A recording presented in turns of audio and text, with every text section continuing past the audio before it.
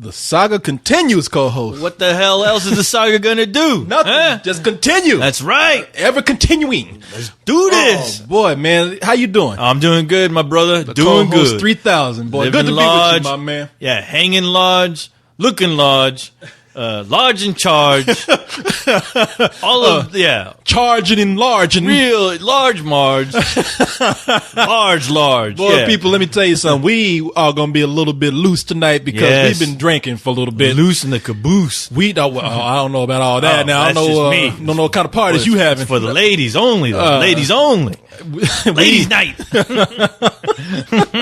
We were recording with Cyrus and Leon a little while ago. Yeah. And Leon, I think he does this on purpose, man. Yeah. He does this to fuck with me. And I think you caught a little bit of it, too. Yeah. He brings in this beer called Southern Star Bombshell Blonde Ale. Yeah, they need to change the name of that beer to Getting Fucked Up Real Quick. Yeah, exactly. They need to on the can. Yeah. It's a Texas beer on the can. They got like this chick riding what? Oh, okay, man, she's riding a dildo. I don't care what anybody says. Look at that. Let me see that. Tell me that's not a dildo she's riding. Wow. What else would it No, be? that is a dildo shaped as the Texas flag. Yeah. I mean, that kind of dildo, it would split a woman in half if she tried to use that. I mean, this thing is as big as this woman, and I think it's supposed to be like a bullet, but it's a vibrator. I'm sure. Yeah, it's one of those. They actually have like those bullets that the chicks like to use when they're in the Uchi Coochie? Yeah, during the office hours. I don't want to get caught. The dirty perverts. And this chick is riding this on the skirt, and she's looking all like, ooh, I'm into this. Yeah, she sure as hell ain't looking like the fucking dude from Dr. Strangelove fucking. Oh, riding that. riding the missile down. Yeah. Slim Pickens. Yeah. Riding that shit down. Yeah, no, she's looking like she's having a good time, and they need to take this off because that's deceptive. Because you do not look like this chick when you drinking this. Oh, fuck no. They need to take this and put our faces on after we get to drink. Like, ooh. The only thing that's cool about that can is you're hoping a chick like that will be riding your fucking your junk when you're done drinking that beer. I think they did this because you were drinking like 3 of these on an empty stomach. Yeah. You'll see a chick like this, go home with her, and the next morning you're waking up with large Marge. No, my God. No, you drink enough of that shit, you go for a drive. No, you get something large in your ass when they fucking got you down in one of the cells. Bombshell Blonde Ale. No, when I'm drinking this, I'm black and fucked up. This is not at all. So. Yeah. I'm just fucked up. Yeah. Leon brings this over, and I can remember like drinking 2 of those on an empty stomach. Yeah. And Leon started looking like that chick on the can. Oh no. Leon's like, "Why you on me, not man?" This again? Yeah. No, not again. But why you giving me those love me eyes? Hello, Leon. But I know you guys have some stories, but Jesus Christ, save that for your next podcast. Hanging out with Corey and Leon. Yes. But no, it's no, seriously. I drank 2 of these, and I'm like, damn, Leon. I was like, man, this shit is strong. Yeah. And the first time he was just kind of like, did he go pussy? He was like, what? And he had 2 of them too, and he was like, whoa. He's like, yeah, you ain't lying about that. This shit is strong. But I said, Nike's bringing it over here, and I think he's thinking when he brings it over, I think he's thinking that maybe it makes me crazier for the reviews that we record, because when I drink them, I get wild. I start saying anything. No. Is that the only time he thinks you're good? Yeah, I think that's what he's trying to tell me. He's like, Corey's kind of fucking up lately. He needs a boost. Yeah, I think he's talking to Cyrus before he comes in. He's like, have you ever noticed that he's better when he drinks this shit and he gets fucked up? Yeah. I don't want to do this to him again, but we got to make it good. Bastard. Yeah, I know. Oh, man. He's an enabler. So, yeah. So we've been drinking a little bit tonight, and so we got a little bit of a late start. And so we're gonna be a little wild tonight. Just for a tad bit. I mean, it'll be fun. It'll be crazy fun. Yeah. It might balance out because it's a little later than what we usually record. But I'm looking forward to a good time. We didn't know what we were going to talk about, but you brought some stories in. I brought some craziness in. Yes. Got some chicken updates. More chicken news. Late breaking news in the chicken world. Man armed at gunpoint for a drumstick. I don't know what it is with chicken these days, but Jesus Christ, is it making worldwide news, brother? Chicken, I mean, people, we are not choosing to actually make a chicken theme on this show. No. There's crazy shit happening in the world with fried chicken. No, I have to give credit to Jim Nazi out there. She's like my Lois Lane. She goes and finds these stories and brings them to me. It's like, check this crazy shit out. And I'm like, whoa, that is some crazy shit. In Memphis, a man died by a breast. Extra spicy. But yeah, so there's a lot of crazy shit going on with fried chicken. I mean, more than I ever knew. I know. It's an epidemic. I don't know what's going on. It's like, what are they putting in fried chicken these days? That's making people lose their fucking mind. Crack cocaine, I some guess. Opium or some shit. I mean, but we do have a chicken update for you. We'll talk about that later in the show. You are looking up stories about creatures. I mean, you were That's like, right. Yeah. You were like the Scooby Doo and the Mystery Gang. You were out there finding monsters. I and know shit. those goddamn crazy monsters are out there, Corey. It's only a matter of time before I find them, and once I do, I'm gonna get rich, just like that fat dude in King Kong. Look at my discovery. Oh no, he's out of control. Oh shit, he just killed everyone. And you know what's gonna be? Well, fuck, at least I got paid. See you later, suckers. It's gonna be like they're gonna pull the curtain back. It's gonna be a hairy midget in a cage. Yeah. Let me out of here. It was co-host that killed the beast. he's gonna kick that cage open. You know how King Kong broke out of his cage and everybody took off running? Yeah. And midget's gonna kick that cage open. Rah, rah. People just gonna be looking at him. What the fuck is this? You're Rah. gonna see me with that padlock and the key go, whoops. Oh no. Everybody should run. Yeah, run everybody. Hey, Rah. hey, you, get over here. It's the world's largest midget. Film this shit. Cash money right here. I bite your shins. Oh, by the way, welcome to Let's Do This. Oh, Everybody. yes. Welcome to the show, my children. On top of that, tonight we got some stories about. I didn't really know about this guy. This guy, Tucker Max, man. I have no idea who the fuck I would you're tell you talking about about. him. He's big with the college crowd, which makes me worried. after hanging with this guy for a little bit, college kids, man, because I knew how impressionable I was in college. All I needed was the wrong influence to come in and fuck me up. And Tucker Max is fucking up college kids everywhere. I'm telling you right now. Tucker Max is a guy who is a self-proclaimed asshole who does not finish. He finishes first. Oh, really? Yeah, you know they say he's the one that tells you the nice guys finish last. He would tell you not only do nice guys finish last, but assholes finish first. Well, Charles Bukowski said the same thing, and did he? Look where he ended up. Look what happened to him. Dead and drunk. I was about to say, what did happen to him? He's knee deep in ass. Yeah.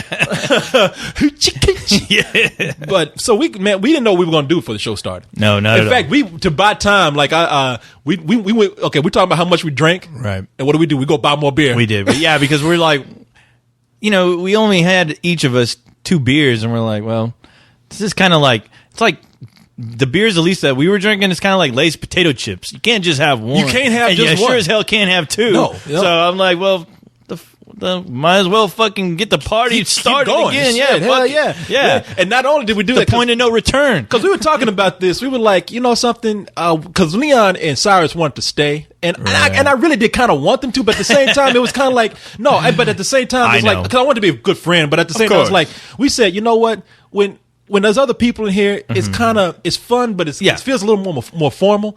But when it's you and me, the shit gets crazy. It just gets it's a nuts. party. Yeah. And hey, there's nothing wrong with the guys hanging out. It's just I don't want to say well, no, I'll say it. It becomes something else. It doesn't get as fucking nuts as we tend to get sometimes. No, you and I, we are like a part. We treat this like it's a party full of 100 people. Like we're at the Playboy Mansion. We're it's just you two. It's a party in our pants, and everyone's coming.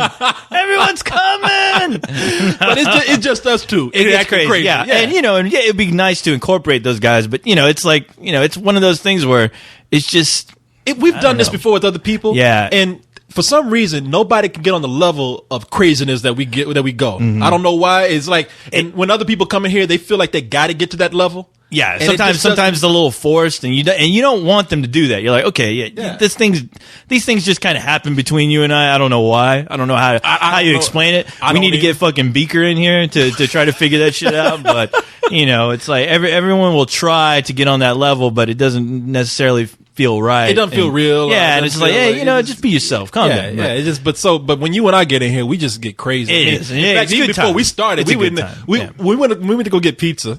We went to go get beer. Yeah. We were like, I was like, man, I'm hungry. And I was like, you want some pizza, Coach? And you're like, yeah, sure. I was like, nah, how you gonna eat pizza? I don't know, being a robot. And I fucking put that shit in my blender and I throw it in my beer.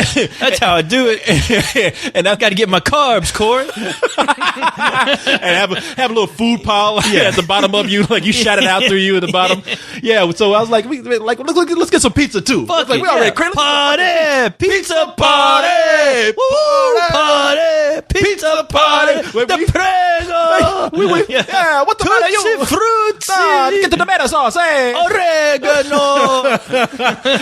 we were in there like we heating up this pizza like we were actually making pizza, like we were actually making it from scratch, the dough and everything. We had all like our Mario mustaches and shit. We're spinning that shit and all that goddamn iced up cheese falling all over the place. Like, I got a shard of cheese in my face. Oh god, the pain. So we started recording and we're like, fuck it, man, we want to eat this pizza first. So we immediately stopped. Yeah, we stopped like fucking because I set my alarm on my phone. Yeah, you did. And I was too excited. I was like, it was 1 minute till like, fuck it, I gotta go get this pizza now. You're hungry, man. Yeah, we were hungry, man. So people, we are full of pizza. We're full of beer. That's right. You in for a good show. And we're full of shit. And too. full of shit. Don't forget, Corey. Yeah, we professional bullshitters here, right. man. That's where you get this crazy. So that's all we'll be spewing tonight. Exactly. Bullshit. We ain't even trying to hide it. No, sir. No, this is the anti-Coleman's. This is the one we ain't trying to be informative. We just do whatever the fuck we want to do on this show. There ain't no Skype here. Let me tell you. No, this is live in person. Yes. And so I'm ready, man. I'm fucking ready. Well, if you ready, shit. Who else is ready? Shit, is that dude over there ready? Hey, man, fuck you ready? That dude. Oh, okay. Yeah. Goatsy, get your ass in here. Quick, hurry up, you goddamn prima donna. I know, but Goatsy always coming in when we already starting. But we gonna tell you, Goatsy, get your ass in here before we get started. Hurry the fuck up, man. I'm tired of your slow ass. Yeah, come on, wake up, Mr. Fucking show business. Are you ready? Then you better get. That's right. Yeah. All right, Goatsy's ready. I'm ready. You're ready. Hey, let's do this. Oh shit! I'm talking about the party starting now. Do this shit. I'm gonna puke.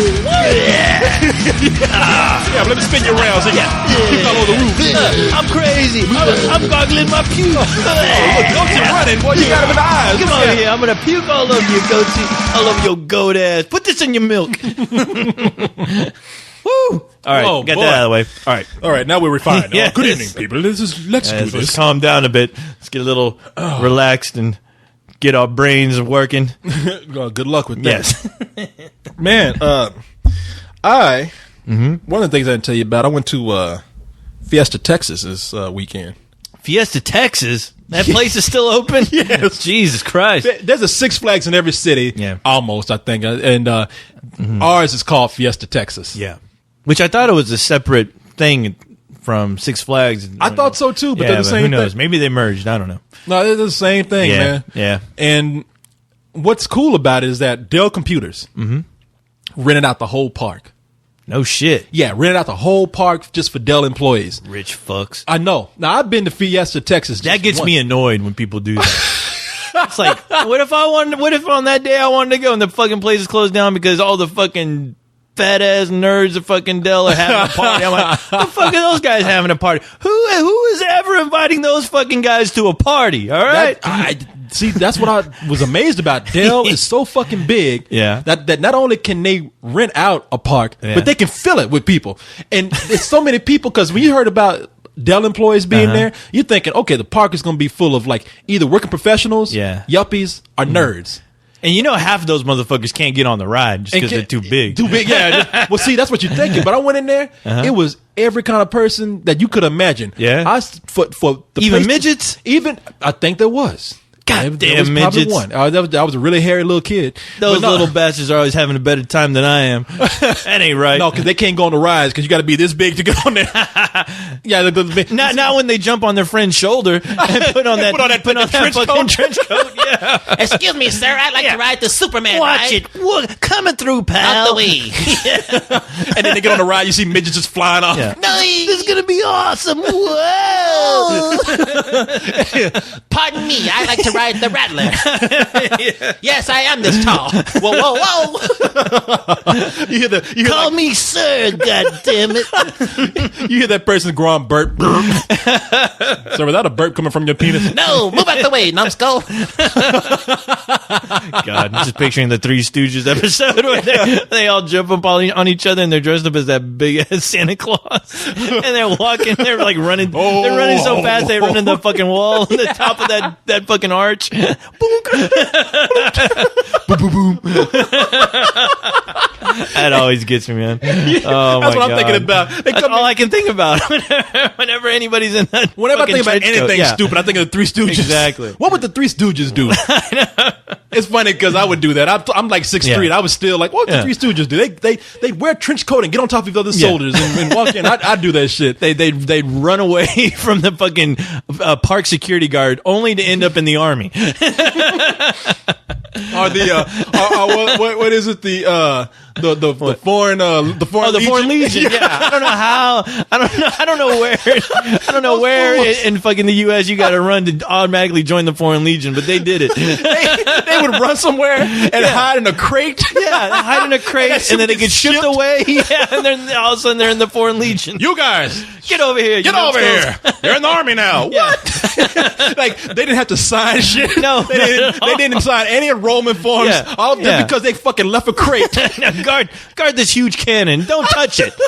Oh, sweetly. Oh, it's easy. Fucking sleeping. And somehow they end up in the cannon, shoot themselves off. Oh, dude. I always worship the Three Stooges. Only because wherever they were, especially during a war, whenever the scenes start up, you see them, you hear all this gunfighting, you see soldiers getting killed, and then it would switch to a shot. Yeah, they're on a set where they're like, sleeping. It's just, you hear all this war going on in the background. It's like, yeah, the Three Stooges.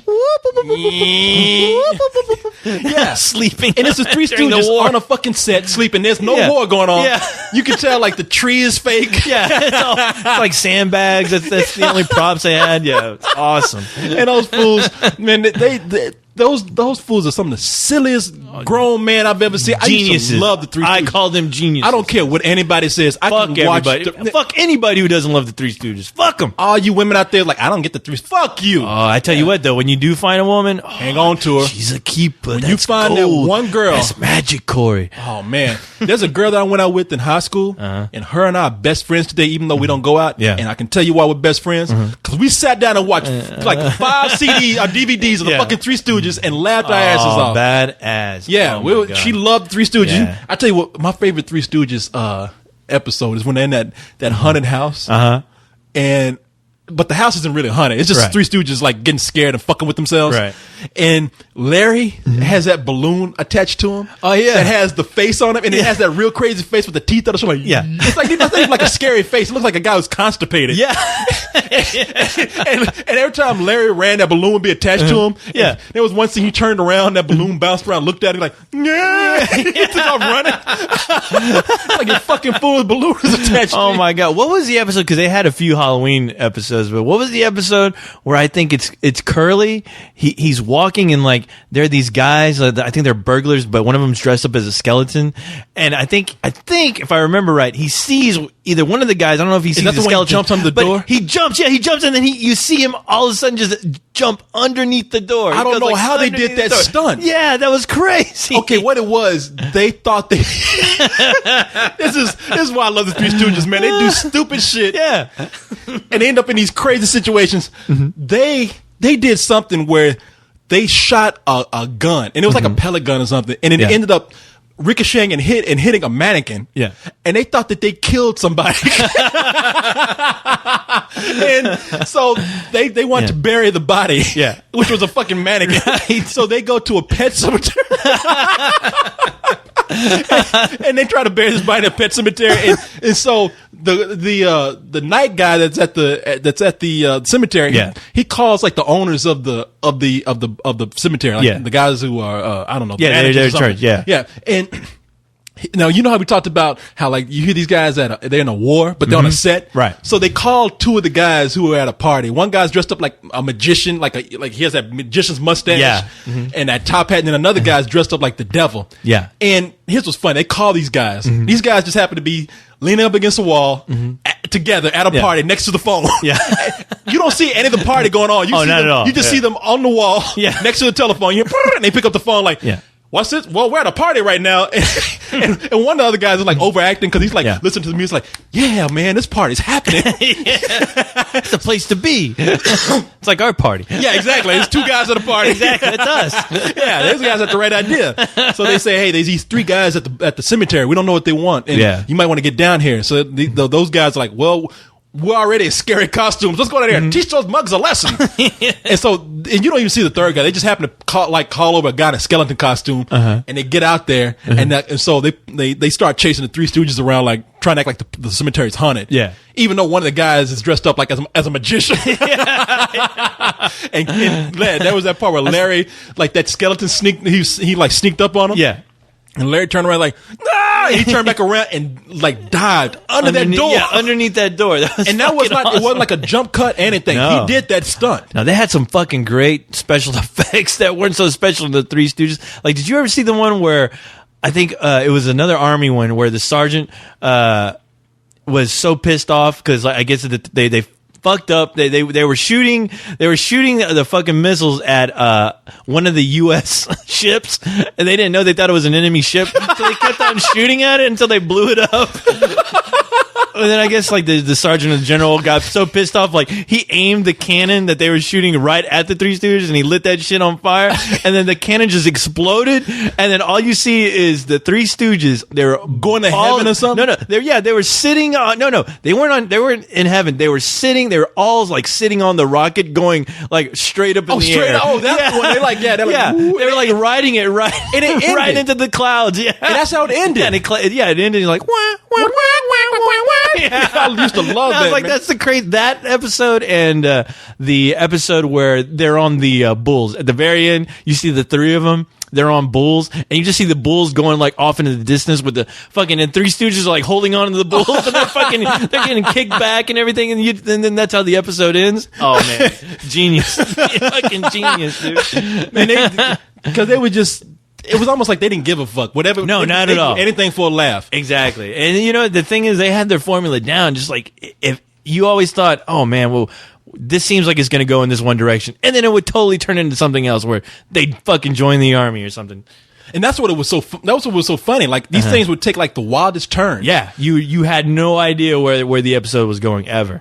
Yeah, let me see, man, because they were vaudevillians. Because a lot of people want to play out the Three Stooges, but these guys were very, very talented physical comedians, man, and they got to start on vaudeville, which vaudeville at the time meant that you performed in front of a live audience. I mean, this is vaudeville's around before film for all the kids that don't know. I mean, that was people's entertainment, right? You know, at that time before Hollywood had films coming in, and those guys were veterans of it. Yeah. So they had that style of comedy down, and I think they died a very sad life. Like, I don't even want to talk about that because that always gets me depressed. I actually watched that Three Stooges, the Three Stooges TV movie. The ending of that movie it was so sad. Yeah, it was. It was. Let me see. It was produced by Mel Gibson because Mel Gibson loved. Oh yeah, I mean, you watch the fucking Lethal Weapon movies, you could tell he's a total fucking Three Stooges nut. Yeah, he loves the Three Stooges, so he'd been wanting to do something for a while. And everybody thought when they said you were going to be doing when you're going to be doing a Three Stooges movie, everybody thought, oh shit, he's going to do like a theatrical release, Three Stooges release, and like it ended up being a TV movie. Yeah, Michael Chiklis, who's in The Shield, played Curly. Yeah, that's right. I knew that there was some crazy casting going on in there. Yeah, because Michael Chiklis had a show called The Commish, where he was like this fat guy with like a crazy hairstyle and shit, and then he like bulked up and became like the tough cop on The Shield. Yeah. And but he played. Now he was great. Yeah, he played Curly. Yeah, he played Curly. Yeah. But yeah, man. And then there was talk of for a while of the latest news as far as they were wanting. Who are those brothers? Not the Coen brothers. No, not the Coen brothers. The guys that did There's Something About Mary. The Farrelly brothers. Yeah, they want to do a Three Stooges movie. Right. And everybody wanted to know how they were going to do that because it sounded like they had some good casting going on. One of the most notable cast members that they were mentioning having already signed on was Sean Penn. Yeah, who's going to be Larry, I think. Sean Penn and Jim Carrey, wasn't he? Jim Carrey was going to be signed on to be Curly, I think. Was he going to be Curly? I think so. Were they going to put him in a fat suit? I don't know. Maybe. I don't know. I have no idea. And Benicio del Toro was supposed to be Mo, right? That would have been good casting, man. I could see him as Mo. Yeah, I want to say, but I think Sean Penn dropped out, and then that whole project I think it's kind of in limbo right now, so I don't know. Yeah, do you know what that was going to be? Yeah, I have no idea. Yeah, I mean, I just remembered hearing the cast being announced, and after that, I think Sean Penn eventually dropped out, and then it seemed like that whole movie just kind of fizzled away. So at least the production news on it. So I don't know what's going on with it right now.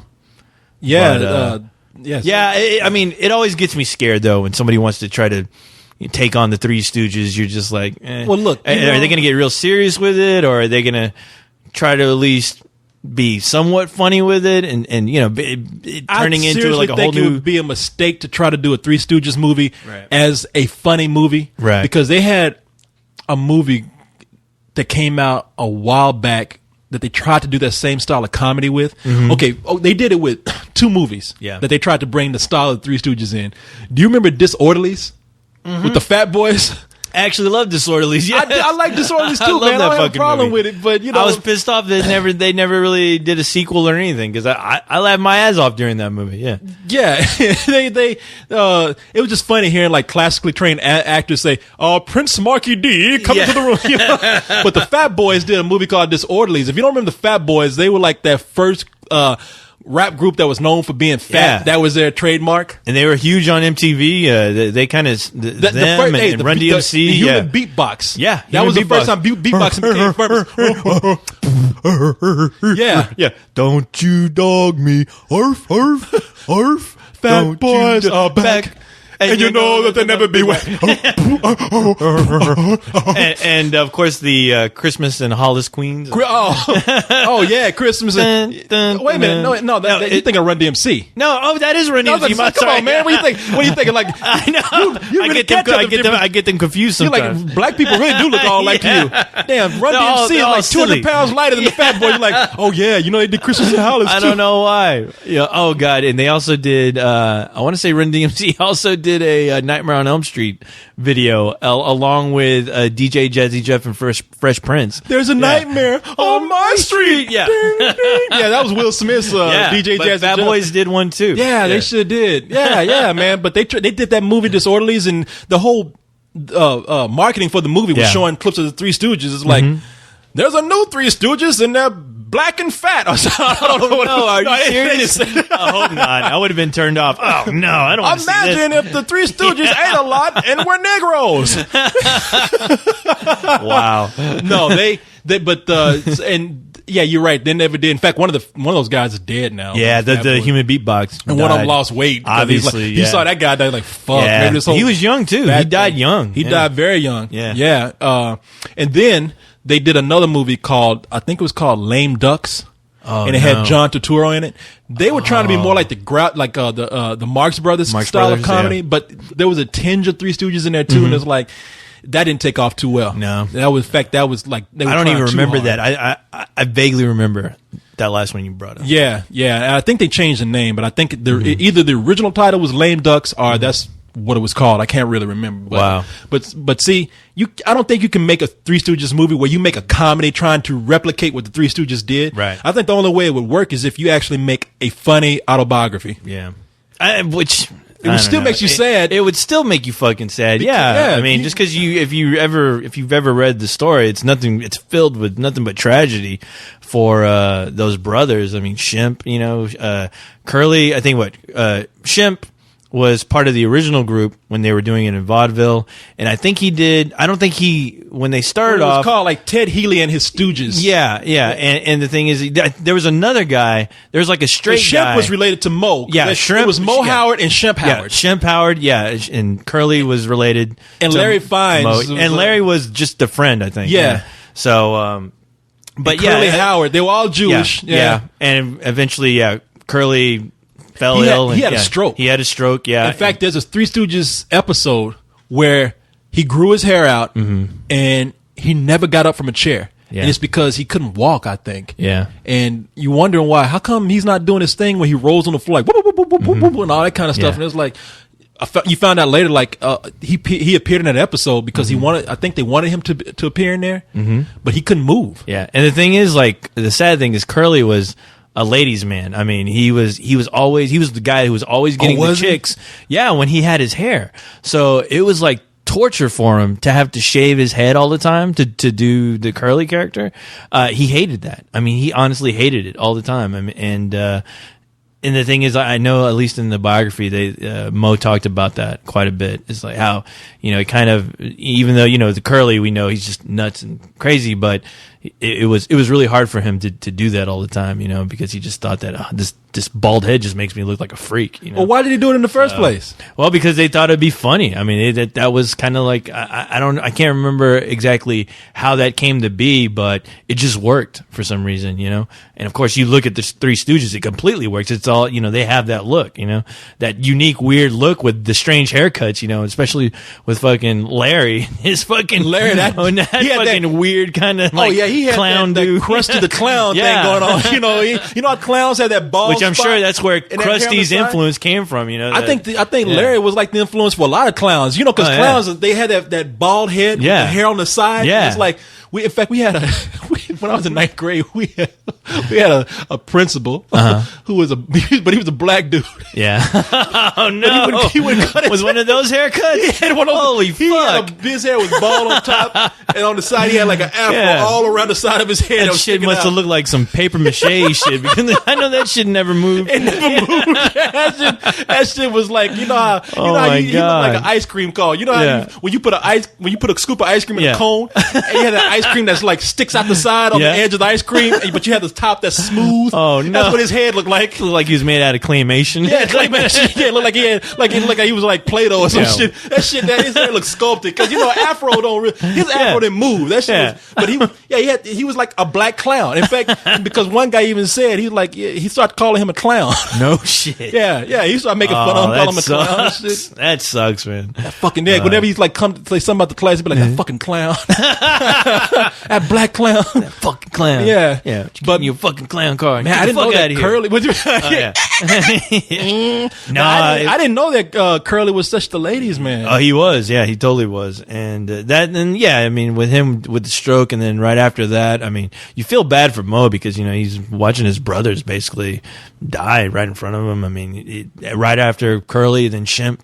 After Curly died, Shemp started doing the films with them, and then he ended up falling ill, and I can't remember exactly what he died of, but he died a little after. So, and then it was just Mo and Larry left, and I think they both were in like nursing homes for quite a while before they passed away.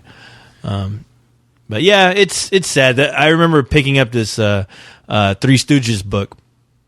And the last page of it, I think, it had the last existing photo of Mo and Larry together. And I swear to God, I almost fucking started crying like a bitch. Oh, man. Well, they had some things, like those guys lived into the 70s. Yeah. And they tried to do things like in the 60s. Mm-hmm. They tried to have a Three Stooges cartoon show. Oh, yeah. I know. Do you remember that? I remember seeing like the videos they had for that. And I think one of my buddies had it, and I watched a little bit of it. And yeah, and it was cool seeing the Three Stooges animated, but it wasn't the same thing at all, Yeah, especially since they had who is it, Curly Joe, the last guy to replace. Joe Besser. Joe Besser, yeah, because they had two guys. Yeah, they had two guys, which I never watched any of those. Every time, if it wasn't Shemp or Curly I didn't have the heart to watch it, just because it wasn't the same. It's group. funny though because Joe Besser was the one, and he the one that because he was Curly Joe, or he the one that was always like not so hard. Yeah. Everybody remembers that. Yeah, I'll give you such a pinch because he said it in every episode, and that's the thing. I'm like, that's all that guy says, but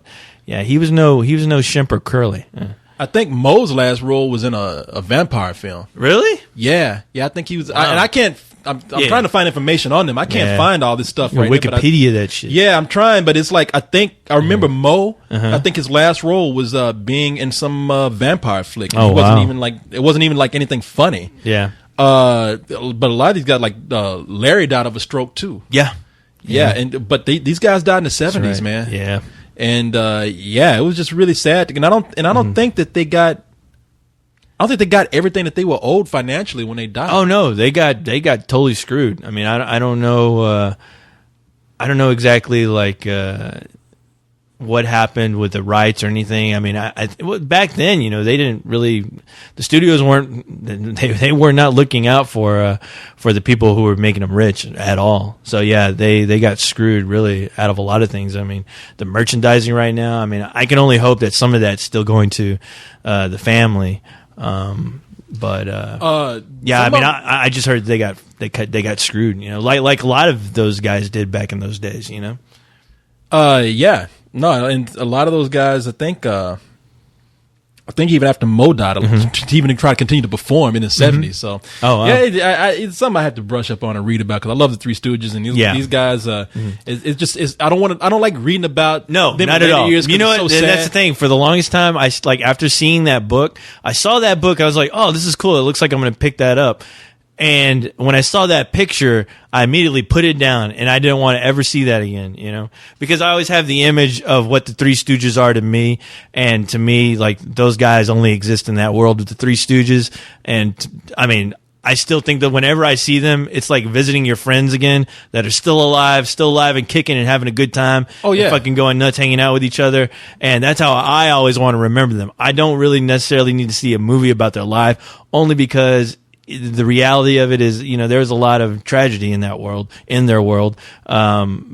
Even though it's fascinating to see how they came up, but I don't want to see fucking Curly die. I don't want to see Shemp die. Yeah, I don't want to see I don't want to see Larry and Moe hanging out in a fucking nursing home talking about how things used to be and how, how they were huge stars, but they don't get, they're underappreciated, and, it's I think their popularity only, really rose in our generation, because they start playing their shorts with cartoons, and we grew up watching that shit, and it was like they really took off with people like us. I mean, I'm sure that they had a heyday in their own day. I'm sure. Yeah, they had a resurgence with us, man. When they started like showing that shit in syndication on television. Oh yeah, because that was my staple in the morning. That to me, that was every school morning. Hearing, yeah,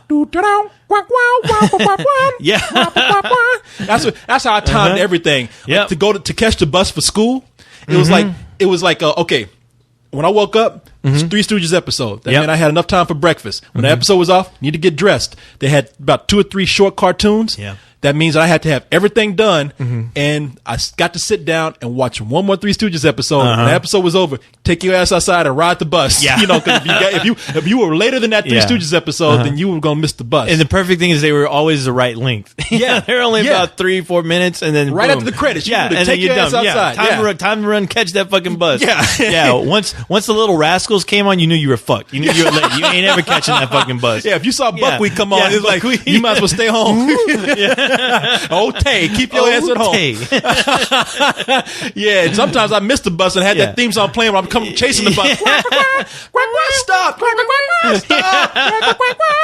You look like they're running in that football episode where they push the fast forward button. Yeah, they're like running so quick. Man, I tell you though, we'll end this discussion pretty soon. But I have to just say, I remember one episode that had me laughing. It was so silly. They were running from these barrels fell from behind a truck on a hill, and the Three Stooges had to run from these barrels, and so they climbed a tree, and these barrels went up in the air. Yeah, went up into the tree. Yeah, and knocked them down. Knocked them off. Like they would hit a rock, but instead of like bumping over the rock, they flew up in the air right towards one of the Three Stooges and knocked their ass out. Oh my god, man, damn. Sorry, people. You talking to some Three Stooges fans? Yes, we are. Some I don't give Three a fuck. Stooges fanatics. You got to deal with it, man. Shit. But anyway, funny. We talking about Fiesta, Texas. Yeah. Who gives a what? fuck, man? Yeah. Hey, tangents, anyway, people. yes, that's the Who gives key. a fuck? The I love key these word, the dudes. magic word today. But anyway, what happened? Yeah, you were hanging out at Six Flags. Going. I was at Six Flags, and have you ever been out there when it's a regular day? Like it's off. Oh, that's what I was going to tell you. What? It's like we were talking about how we expected nerds to be up in there. I was like, I don't know what kind of people Dell is hiring, but they had like white trash people up in there. They had ghetto ass people up in there. I don't. Maybe some people like gave the tickets to like their trailer trash cousins or something. Oh no! Are they like little hood rat cousins? Yeah, because there's nothing funnier than riding a ride with little kids, little proper kids too. Because Leon brought, he had some kids with him that he was kind of babysitting, like maybe his brother or sister, something, and a neighbor's kid. Yeah. And so they said, Corey, come ride this ride with us, which is that swing that you were riding around. That crazy fucking ride? It's like you sit in like a swing, like at a playground, but then they take you up in the air and it just flames. That ride that makes no sense, where it's like, you're being suspended by a few chains. A few chains, you just expect one of those kids to go flying out. Exactly. That's what I'm always waiting for that. I'm praying. Yeah, so we were, get some good laughs. Like a fucking, like a huge slingshot. There's two memorable things that happened when we were at the park. Actually, three. One is we're riding with these kids, and there's like these two they look like rappers from a video, man. Got on. I mean, like gold teeth. Oh no! Like one guy had a hat with the tag still attached. Was it the two guys from the Aphex Twin video? I was like, no, it was worse. I'm talking get some real ghetto shit. Like, and so this guy, I'm talking about some Suge Knight looking shit. So these guys got on his ride, and like in the middle of all these kids, man, while we're spinning around, there's these two big old black dudes riding the swing with all these little kids, and one of them like, yeah, nigga, yeah, it's crazy, boy. Yeah, this motherfucking ride. Holding on tight to those chains. Shit, nigga, you better hope this thing don't let go, man. And you can like look at these little kids like, what the fuck, nigga? Who let these guys on? This is a ride for real, nigga. Yeah, exactly. Shit. Motherfucking ride. I'm swinging, nigga, so I'm swinging. Hope none of these little motherfuckers run in my face. One of these little kids running, get the fuck off me. Make this shit go faster, nigga. Faster. Shit, you call this fast? Yeah. But you get off, man, and it almost makes you sick, that ride. Oh, man, because you're dizzy. And it's like, fuck. And that's why you get all these little kids throwing up ice cream and shit. And they can throw up, but they still want to go ride. That was intense. That's to prepare them for with their older age when they're fucking getting smashed. It prepares you for drinking, kids. Preparing them for the frat boy and sorority years. Shit starts spinning and then you start fucking puking all over yourself. Yeah. welcome to the wonderful world of beer. And these kids, it's a lot cheaper too, and you can stay put. Oh man, these kids are getting drunk. It's like being drunk. Yeah, that's what it is. Like being at a goddamn frat party. Yeah. I mean, these kids are like, because they're like, what do? They get off the ride dizzy. Yeah. You get drunk, you get dizzy, you get lightheaded, and then you throw up in the middle of the street. These kids are thrown up in the middle of the road in the park, and then they want to go back and do it again. And that's what we want to do. We get sick, we're like, I'm going to have another beer, It's no big deal. It's the same thing. These kids are drunk Mom as and Dad. fuck. Kids, you want to know what it's like to be like mommy and daddy, go to Fiesta, Texas, and ride that fucking ride about 5 times. Yay! This is fun. Yahoo! But so now I went on this other ride. Yeah. And because I took a little break and I was almost getting sick, man. I was like, I got to stop riding these crazy spinning rides. But I went on another one. Yeah. And you're going to make fun of me, but this ride, all right, it's that ride where you strap yourself in and then the ride spins around. It's like the gravity will be like, being that spinning like around so fast. Oh, yeah. You stuck to the wall. You stick to the wall. Yeah. And there was, but like the gravitational point, like the focal point of all that gravity was like on my groin area. Oh, no. Now, here's the thing, and I'm not lying, because there was a girl. Did your balls touch the floor? Man. That gravity pull your balls down? Man, yeah, it did. It felt. Yeah. I was like, bing, bing, like, bing. Whoa, this feels good, man. I was like, that cowbell? yeah, and the centrifugal force was like bringing me around, and and it was like, and after a while, I just started concentrating on my groin area. So then there was this girl. Now she wasn't even that like good looking, but she was like, for the whole ride, she was like, oh, and I was looking at her, and with the feeling that was going on in my groin area, and looking at her, it was like I was having sex with this girl. I just kept looking at her, and I felt like, wow, because it was so appropriate. Like she closed up, like, oh no. Kind of fucked up ride. And it was like I just kept staring at her the whole time. I was like, I feel like I'm actually having sex with this girl right now. Having an out of body sexual experience in this fucking ride. And when the ride was over with, it's not like I had an orgasm, but when the ride was over with, like I looked at her and she was all like kind of sweaty and her hair was kind of stringy, and she was like, oh. And I was like, oh my god. Whoa. I was like, all she did was not just the only thing that was missing was her pulling out a cigarette. I was about to say she busted out a cigarette. And maybe that's like she's been on that ride like 20 times. The guy's like, again, lady, Jesus Christ. And we're always across from each other all fucking day. Like she never looked at me because her eyes were closed. Her eyes were closed most of the time, but I was staring at her the whole time. I was like, oh yeah, wow. Hey, thank God it was her, and thank God it wasn't Cyrus. Oh yeah. He's the one vomiting all over people. Oh yeah. Except when he throws up, he vomits like whole watermelons, whole cantaloupes, and whole turkeys. But man, and so when we got off, I looked at her and I told her, I said, you know what really made this ride for me was watching you the whole time. And I just left it at that. Oh no. You creeped her out. I didn't know. She was like, because she knew she was screaming the loudest, so she was like, because she was thinking like, oh, I'm just being crazy. But little did she know, I was like, you almost made me get a nut on this ride.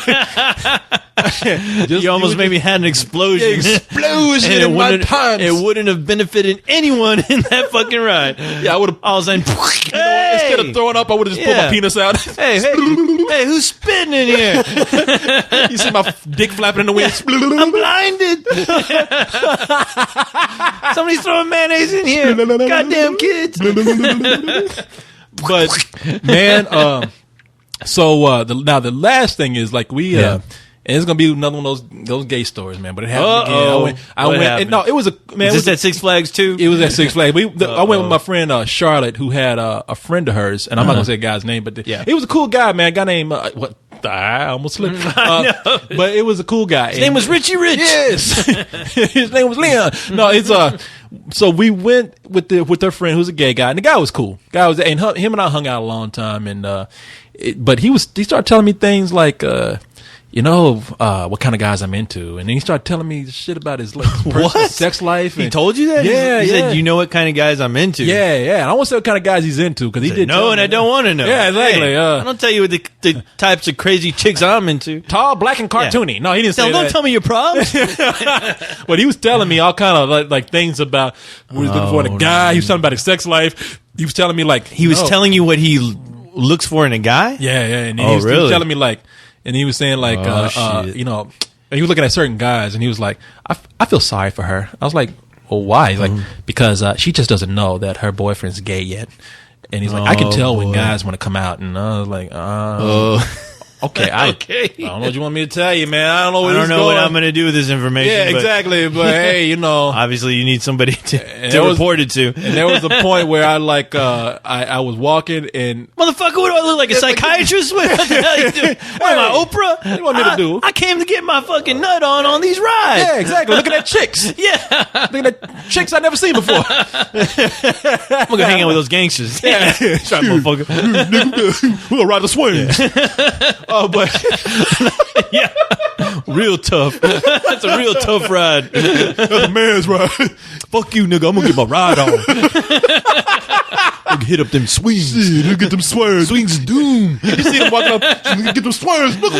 Get my swerve on. But I didn't know what to say. There was even a point we were walking. And my hand like seriously accidentally brushed his pants. I don't even think I hit the back of his pants. But it's like, you touched my ass, and I was like, oh, there you go. Come on, man. I was like, man, come on, you did it. I know. Guilty. So we sat in the back seat and made out on the way back. No, it was like no. It was I don't know what to say, man. I was just like fuck. That's always weird when that shit happens. It is. I worked with a guy who he was obviously gay, and then one day he just decided to unload on me. Oh shit! Unload on you? In what way? Not like that. I was going to say. I take that back. Hey, wait a minute. Hell no, never. No. What kind of counseling you offering? He started telling me like, certain guys you knew that were married and were obviously gay, and just I was like, what? Why are you telling me all this? Like, what did I somehow give you a hint that I wanted to hear all this shit? But it's interesting. I give you that. But yeah, as far as thank you, sir. No, as far as like hearing, what type of guys, somebody else is into, it's like, I don't even want to hear that from chicks. I'm like, hey, if you're hanging out with me, I don't want to fucking hear I don't want to hear who's turning you on, what you're into. Yeah. No, fuck that. Either you're into me or you're not. Now get the fuck off the boat. Fuck out of here. Yeah. Get your fucking You ass. ever hung out with a girl who told you that shit? Like, I'm busy. Like you and her think, you thinking like, oh shit, we getting along. Things are going good. Oh, I'm looking at them titties. Yeah, looking good, baby. Hanging out with this girl, having a good time. Then she turns around and tells you like, can I talk to you about something? Like, yeah, baby, sure, talk to me about anything. Yeah, anything you want. There's this guy that I'm really into. Fuck! Yeah, no shit. That's exactly what happens. Everyone's fucking head. Fuck! That's a big expression with every one of us have. Except we don't say it out loud. We have it inside. Like, God damn it. So what about him? Yeah, I don't care. Why are you telling me this? Exactly. Well, who do I look like? Do I look like one of your fucking girlfriends? Do I? Huh? Yeah, exactly. Oh, I got too many friends. Yeah. Answer me! Pick her up over the bridge, throw her the water. No, it sucks though. Yeah, when you start hearing that talk, you're like, God damn it. All this time. And, after 2 years. Yeah. And then you start thinking about 2 years of being friends. How many dinners, gifts? I know. How much time I've invested in this? God, all those every gifts, night that I didn't go to work. All those dinners. You know how much all that shit cost? Yeah, you know how many hookers I could have bought with that money? Yeah. I could have been in Vegas for like 3 good weekends. And then you start thinking too, like, I watched all those fucking movies I didn't want to see, but just for a chance to sit down next to her. I read all those goddamn books and god damn it. Yeah, fuck, man. What do you think I'm hanging out with you for? I hate reading. And let me tell you something. These bitches know. They know what you're there for. Yeah. And they're just doing that shit just to rub it in, man. Oh, that's the power they have, Corey. The power. I know. You know what? One time I just went to the kitchen and got a knife and said, here, cut me open. Oh, and here's some salt. Yeah. Just throw that shit in there, man. Say, here's my dick. I'm going to give it to you right. Here you go. You just turned me into one of your bitches. There you go. Here's my dick. Put that shit in a jar. Label that shit because I may need it later. Slap me with it first for the fucking fool I am. Let's go now. Now, I want you to take me shopping, fucking dress me up in my goddamn pink panties. Yeah. I want you to give me a pink umbrella with fucking teddy bears on it. Go get me some leggings, some loafers, And let's go fucking rent High School Musical too. Come on, baby. Put you and glitter. Me. I'm your best friend now. Hey, girl. Where you want to go? Hey, look at that guy. This got a nice ass. Tell me what guys you into. You like to suck that guy's dick, huh? Bet you do. I'm gonna put on my Mary Kate Ashley fucking lipstick. Yeah, so people, we ain't homophobes. We don't want to hear that shit from anybody. Yeah, exactly. Because the guy was cool. I was still hanging out with him. I didn't like we hung out. I'd hang out with him again. It's no big deal. No, I think it's interesting. You realize you talk to a gay guy about his problems, and you realize same fucking problems I got. No, not the same problems because he did tell me. Because I think besides getting a let me tell you getting a dick in your ass. But man, well, let me tell you something. Gay guys. I mean, look, if you know how guys are. Guys are just horny. Dude, so when I went to fucking New Orleans, those guys were they were unleashed. They were fucking just, those guys did not give a fuck. You talk about guys being guys. I mean, those guys are guys, and they're fucking slapping asses. Like hey, look at this dick. And so, immediately, they automatically knew what they wanted. There's no fucking foreplay, no playing around. If they saw something they wanted, they fucking just grabbed it and fucking went into a corner. I was like, Jesus Christ. Like, this would be if these were girls, they'd be screaming rape all over the goddamn city. It was like they took like a bunch of gay men, locked them in cages with no sex for a year, and then all of a sudden just let those cages open and let them go free. Wild polar bears fucking going nuts. But see, that is the advantage of being a gay man because the guy was telling me, because I said, all right, man, I said, look, go ahead, we being open. Right. I was like, you talking about your sex life and shit. I hear all the time, like, guys can just go out and just fuck anytime. He's like, look, let me tell you something. He's like, you know how straight guys have to go out and just kind of play the game with women. I'm just like, oh yeah. Tell me about it. Like, guys, think about horny guys who are attracted to each other. Yeah. Then they just say, let's go fuck. Sometimes you don't have to say hi. You just look at a guy like, let's go fuck. Okay. They cut out all the bullshit. All that bullshit. And then boom. Yeah. God, but, you know, hey, I have to admit, I like the bullshit. But, you know, it's especially when it pays off, dude. That's the ultimate. When it actually pays off, everything's peachy keen. And I tell you what, it makes that vagina that much better. That much sweeter. This is some gourmet shit here. This ain't no fast food. This is some gourmet Virginia. Yeah, when you work for it, you finally crack it open, like cracking open a fine wine. It's like, this is fine vintage vagina here. Going to bed after all this time of waiting. And then you get aggressive with that shit. They're like, I got it. Hey, wake up. You ain't going to sleep right now. Hey, where you going? Hey, shower. No, not tonight. Get back here. Get your ass over here, I know. baby. It's like you get through having sex when they try to go up take a shower. Like, Get over here. Oh no! I'm not with you yet. You think you stink right now. Playtime just begun. I mean, at the point where they trying to get away from you. Oh no! Wait, you acted so nice.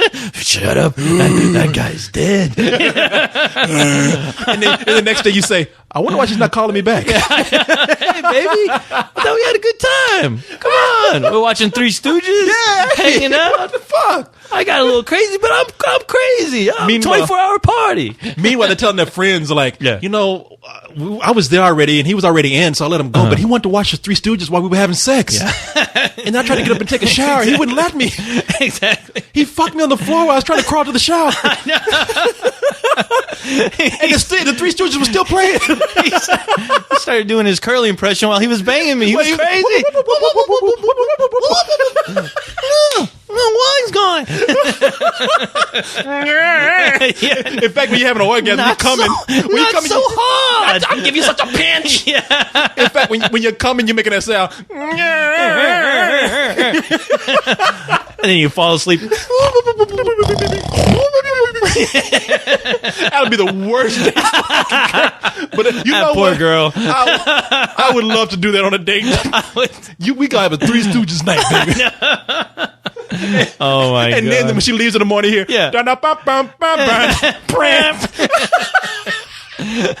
It's another fine mess you got me into, child ahead. Shut up, your numbskull, and go to sleep.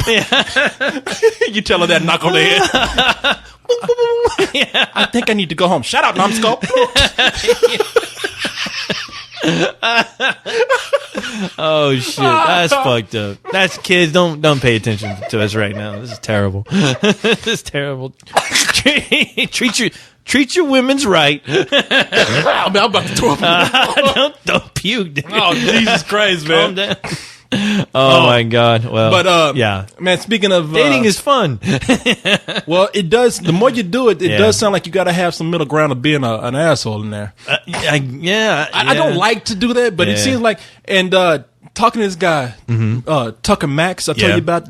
Oh yeah. Show. I've just heard about this guy in the last week, only because of the movie that's coming out. I Hope They Serve Beer in Hell. Yeah, there you go. Yeah, there's a movie coming out, people, called I Hope They Serve Beer in Hell, and it's based on the book by this guy, Tucker Max. Now, if I'm correct here, and I don't have any research to do this with, but there's been some movies that have come out lately that are based on, like, self-help books, but they take the book and just make a story out of it. Yeah. So you don't. It's not like the movie's full of chapter one. You know, being an asshole. Right. So is the book a self-help book? No, it's not really a self-help book. Okay. It's the escapades of this guy. Okay. The sexual escapades of this guy who he just. What happened was, no, this is what he told me. Tucker Max is the guy. He has tuckermax.com, and what happened was he started writing emails to his friends, just talking about the crazy shit that he did with women. Right.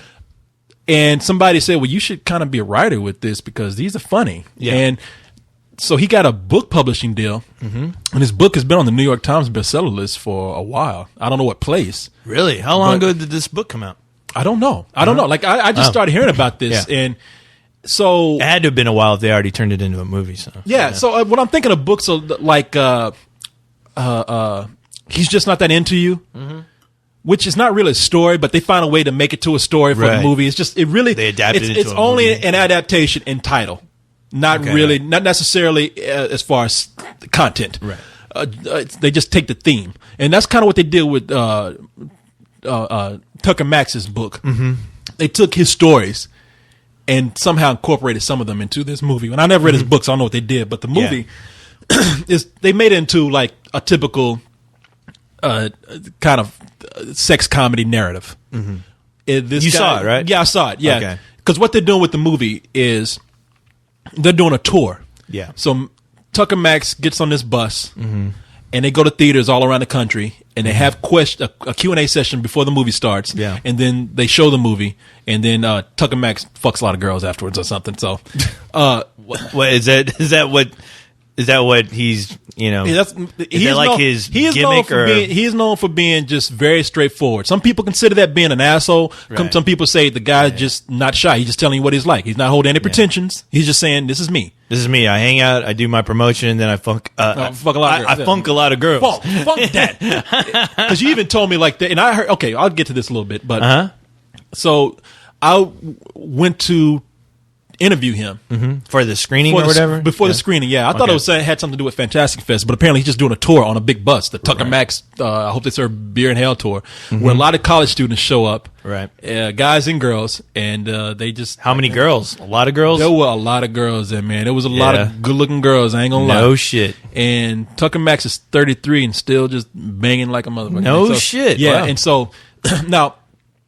I didn't really hear about the guy, and I heard like from different people, like, okay, all these stories that he tells, he's full of shit, and the guy's kind of an asshole, and he's very cocky. I went on his tour bus to talk to him, and that guy's real cool, man. Oh, really? Okay. Yeah. Look, he's very open. I did an interview with him. I'll put it up on the site probably tomorrow, or the next day. But, awesome. I look forward to hearing that. And I was kind of playing up this whole player persona of mine and everything, but not only to a little extent. But it was just fascinating hearing him talk, because he was just like, "Look, man, I just put all my stories out there. Some guys, a lot of things are personal with people. They don't want people to know the foul shit that they do, like the nasty sex things they do. He said, I just told stories about it and put it out there, and I became famous for it." Yep.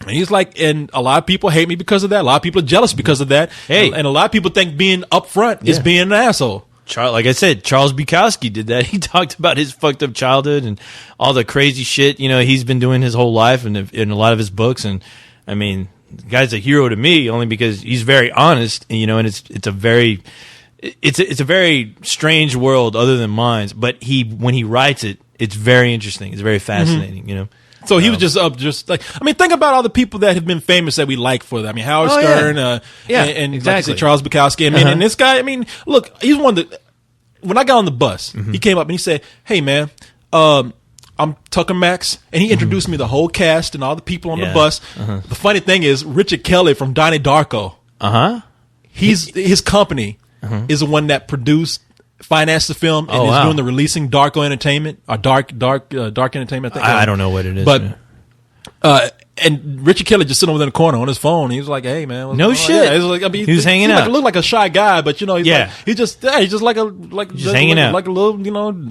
cool dude and everything. He's just like just hanging out on the bus. He's like, "Hey, what's going on, man?" And so we went to the back, and so it was just me and Tucker Max. He was like, "Hey, man, you want a beer? You want?" I was like, "Shit, man, not a lot of people do this kind of thing." No, that's man. cool. Like, so we sat down and talked, and he was just like, I would have said, "Hey, you ain't gonna fuck me, are you?" Yeah, I was like, because when I walked in there were fucking dildo packages all over the place, like rubber penises, and I was like, "Okay, what the fuck is going on here?" Like when he shut that door, I was like, "All right, man, hey, wait a minute," it was good. Like, I was trying to see if he had Crisco in his hand or something. Well, it's funny that you mentioned those the dildos, because Hai was telling me that I guess they had some guys there with cameras that were interviewing people, and they walked up to him and started interviewing him, and like they were doing an interview, and Hai was talking, and then Hai noticed people were laughing around him. Then Hai looked down at the guy who was interviewing him, and the guy had like one of those fake dicks out of his pants, and he was stroking it, and I was like, "Oh, okay, fuck." And apparently it went on YouTube, and I guess the reps that work with Hai or whatever, I guess they all saw it, and they called up Hai and they said, "Hey, you're on YouTube right now. That whole video is. Oh, on there. shit. Yeah. So I don't know what it's called, but it's up there. But I was like, oh wow, I guess they're going to show that on YouTube. A guy with a dick fucking jerking off. Did he have it taken down? It was. I don't know. I'm sure somebody will flag it, but it wasn't real. It was a fake. Fake dick. I mean, it was all in good fun, right? Yeah. He was laughing. Okay, he was like, oh fuck, because the whole time he thought he was doing a serious interview. Those guys, and then he looks down. He's like, this guy fucking rubbing a fake dick. I mean, those guys were cool. And listen to this guy. He had a good. I mean, he graduated. I think he graduated a law degree and maybe a business degree. I'm not sure. He was telling me all about what does he do? I mean, as far as like his site just chronicles a lot of his stories. And he's somehow made a living off doing that? Yes. I mean, he's made a living off the book. Off the book. Yeah, I think he has another book called Assholes Come In First. And now they got the movie. With the movie, though, it's different because being that it's independently financed, they're doing this whole... He said, look, I've been hearing this from a lot of people, too, a lot of directors who just hate dealing with studios, man. He's like, I don't want to go to the studios because the studios will own you and tell you what to do. Right. And if you're their bitch if you go there and have them give you money. The studios aren't going to let anybody interview you with a fucking dick sticking out of their exactly. Ain't no way that's going to happen. And I kind of admired that. I was like, you know what? Because he's like, that's smart thinking. Yeah, he's like, you know what? We'll do this in a grassroots way. We'll do a tour. And it'll be like doing a touring show. Right. And we'll make it an event. And I'll tell you what's cool about him, man, is that after the movie, he said we're gonna have an after party at this place near campus, Quattro's, and went there, and that dude walked around, talked to everybody, hung out with people, and it made me think like, well, shit, that's what we do, man. Like, so this guy's got the right idea. It's like he even though people say he's an asshole and he's full of himself, he's not afraid to go out and talk to people, man. Yeah, he's like us without the fucking. Yeah, exactly. without the pussy involved. Yeah, so we get nerds coming out with us. I don't have any desire to fuck anybody. No, people, we're not in this to like have sex with people and shit. Not at all. Not yet. Not yet. We're buying our time. Hey, at the next spill party, we expect some bitches to show up and put out. God damn it. It was just cool to see him go around talking to everybody, hanging out till like 2 a.m. That's cool. The actresses and actresses came out. Well, he's there to sell it. He's doing a good job hanging out, talking to people. Exactly. And that's the way it should be. The movie was kind of mediocre, but really? Because I was hearing about it, I was like, wow, this movie better be fucking great. It ain't great, but it got funnier as it went along. Okay. I'd rent it before I want to go to the theater and watch it. But I'll wait for your review. I doubt if I actually will have a review. I just kind of want to do the movie a favor and just that's cool. And just put the review. I mean, you know what? I still have a desire to see it. So I actually have more of a desire to read the book. So I'd pick rather up just on give my lip game service a bit. to the movie. Yeah, you go. Yeah, just up your asshole. Yeah. You know that whole Three Stooges thing we're talking about? Let's do it for real. Except instead of being embarrassed about it, like, shit. If you want more, baby, you know where to find me. I just got to save up enough money so I can bail myself out of fucking jail. That's the only problem with that scenario. That Three Stooges rapist strikes again. I do like to, live in the real world every once in a while.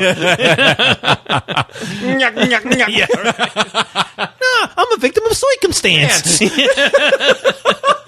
That'll be our plea in court. That's exactly. Have you anything to say at court in court? Well, I'm a victim of circumstance. Get their asses out of here. What? Get out of here, you chowder head. Here's another fine mess you got us into. Yeah, man. Like I said, the movie's not that great. But I'm gonna go look for that video at High with the penis sticking out. I might have to put that up on the site somewhere. Shit. Hey, go for it. Yeah, that's funny, man. Well, that's cool, man. So the guy was pretty cool, huh? But the thing that scared me about the most is like, these college kids, they're listening to this and they're thinking like, see, this guy Tucker Max, he's responsible, I'm sure. I mean, a guy like that doesn't get to where they are now by being stupid. Right.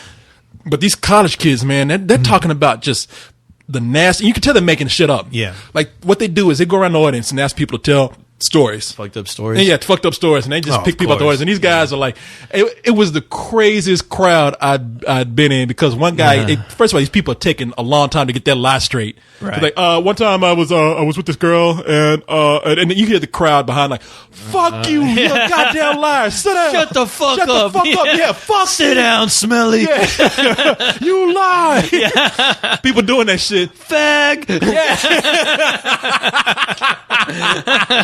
And then there was like the girls got up and like tried to get in on the act, and they would. And I hope that they were telling stories that weren't true. That can easily turn sour. Oh man, like one girl got up. I'm gonna just tell you this story, man. Yeah. It's nasty. Be prepared. But she got up and said, one time my boyfriend and I, we were doing a 69. So I was doing him, and he was doing me, and I let out the loudest queef in his face, and everybody was like, "Oh, Jesus, that's not hot." That's not, yeah. You're looking at this girl thinking like, "Damn, I want to talk to her." When after you hear that, you're like, "Fuck, that's all right." You make your parents proud. Yeah. Somebody, how come somebody wasn't videotaping that? Put that on YouTube. Honey, is this you on YouTube talking about what is this queefing thing called?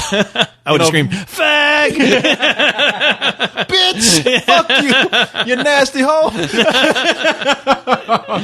You pussy stinks, douche." You should douche because I can smell you all the way over here. Put a cork in it, bitch. I mean, that's what those kids were like. And I'm thinking, I bet. And they were kind of really nuts. being influenced to be shitty people. Oh, of course, of and course. I was just like, they all want to outdo the star. Yeah. And I was just thinking, like, I hope a lot of these kids just don't come out of here being influenced to be shitty to women, man. Oh, you know, God, it's like no. Because you know what? The law will stop that real quick. Real quick. Yeah. That's why I'm not saying that they get away with it. I'm saying I just don't want to see these kids and I'm going to jail and shit. But come on, they're college kids. I mean, they've been doing fucking. I mean, that's what you do in college. You do tons of fucked up, dumb shit. I mean, that's been going on for years. It's just because some guy wanted to write a book about it. You know? Yeah, that's true. But I'm just thinking about these kids end up dying and shit, trying to drink too much, going to jail and shit. Well, that's gonna happen anyway. Anyway, shit, that's been going on before this guy fucking. I know that's Darwinism going on right there. Shit. That's the weed out class. Exactly. Yes. Survival of the stupidest. Survival of the less dumbest. No, it's always the stupid people that win. Apparently. But that movie, man, I don't like I said, I don't want. I just gave a review right now, but I don't want to. I'm not gonna give a whole review. Right. The guy was cool enough. I'm just gonna put up the interview and just give lip service to the That's cool. like that. Yeah. You know, like I said, it's not like a major release. Well, hey, I definitely like to check out this book. Yeah, you should. But I heard from High that he was actually showing X-rays. I don't know if you actually saw that. He apparently this guy apparently is so badass that he's able to ask an X-ray technician, some chick, he managed to woo her and have her blow him, and while doing that, take an X-ray of it. And apparently, he managed to do this with him and his friend. And I heard that he was showing these X-rays to all the press, like, hey, this is the crazy shit I do. You know what, co-host? And here's another one with my buddy. It's funny you should say that because at his after party, I overheard him because look, this how cool the guy was because he was just like I was standing by myself. I was actually about to leave because you know me, I'm not up on anybody. Right. And he actually said, "Hey, Corey, come here, man, come here." You know, like, hey, that was a cool interview. Like, good hanging out with you, man. Like, and then, but he wasn't like wanting to hang out all night and shit. He was just like he was making around. I got girls to fuck. Yeah, exactly. He's like, hey, I've been friendly you. I got I got ass to crush right now. And but then when he walked away, I overheard him telling the guy like I wasn't listening to the whole conversation. I was talking to somebody else, but I overheard him say and like. Hey, and look, man, I got some chick that like take X-rays while she's blowing me. And we got X-rays of that.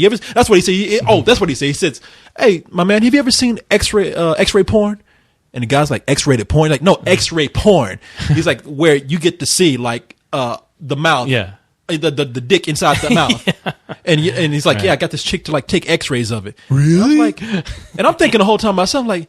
You know, I know it's probably safe, but I still want. I would not want X-rays near my like testicles. X-rays near your dick. Yeah. You know, I mean, maybe I'm sure they do that. I haven't had an X-ray of my balls yet, but you know, I'll do that. Yeah, you should do that when you're old. yeah, later on in life. Like, fuck it. At least I died doing this. Yeah, I am about to go out. Yeah, and that doesn't look that attractive. That's not really sexy. I don't know. It just a fucking a skull going on. Looks like a sausage link. You ever seen those karate films where when somebody breaks a bone? Yeah, like in Story of Ricky. Yeah, you see the fucking fist go in the guy's fucking head and crush it and crush his head. Yeah, they show like there's some karate films people where somebody will like hit somebody in the head and crush his skull, and just to show you how badass it is, and that is the impact of the damage. They cut to an X-ray, and then they cut to like the skull. You see the actual skull and X-ray being crushed, and that's kind of like what this is like. You know, you see somebody a penis going to a mouth, and all of a sudden like, I just had a great idea for like X-ray porn, like X-ray porn mag or something. I don't know. Oh my god, that'd be the most fucked up. It's like skeletons fucking. Exactly.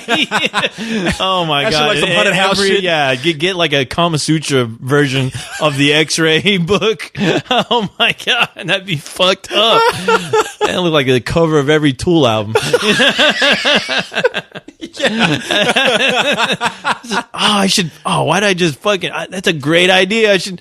Oh god! Hey, we might have some. I just announced it all over the goddamn airwaves here. Somebody's gonna take my fucking idea. You lost it now. I got to copy. I'm copywriting that shit right now. Too late. X-ray porn is copyrighted by Coho 3000. You know you say that. Oh fuck! But Spillcom. God damn it! And hey, don't worry about it because even though right now as we're recording, we haven't posted this yet, and even nobody has even heard this yet. That's right. I better get to work. No, it's already out there. Somebody already knows about it. We haven't even posted it yet. Sorry, co-host, bitch. It's already been first. done, you fucker. Should have been faster, you stupid fuck. Yeah. Goddamn chowderhead. Hey, we should X-ray you because you just got fucked. No! Oh my god. Where's the X-ray of the dick going into my head? Yeah.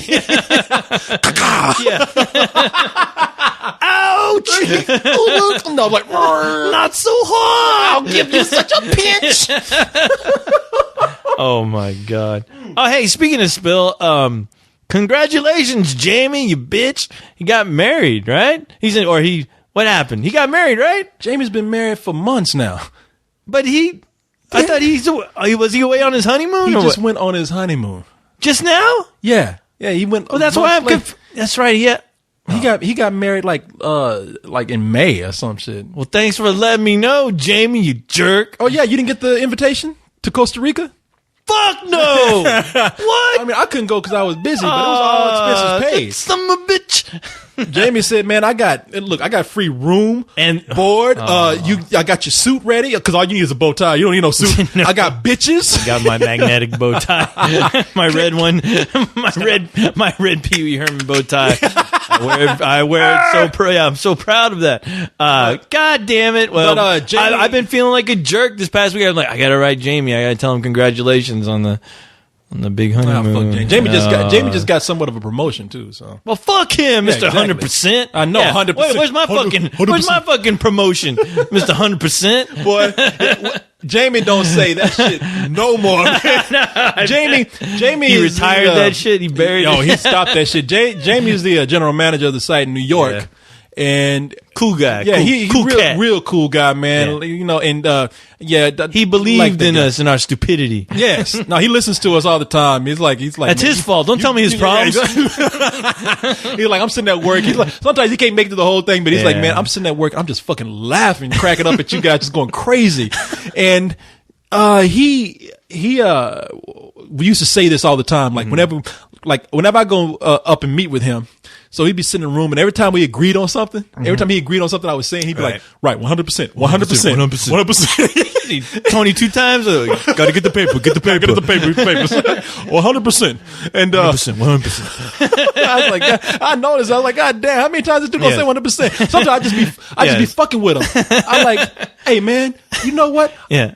I feel like a turkey sandwich today. You feel like a turkey sandwich? 100%. I feel like a turkey sandwich. 100%. You know, we need some X-ray porn on our website. 100%. 100%. And he heard us doing this on the show one time. Right. And he stopped doing it. And he's like, because the next one he did send an email saying, "Fuck you guys." I know.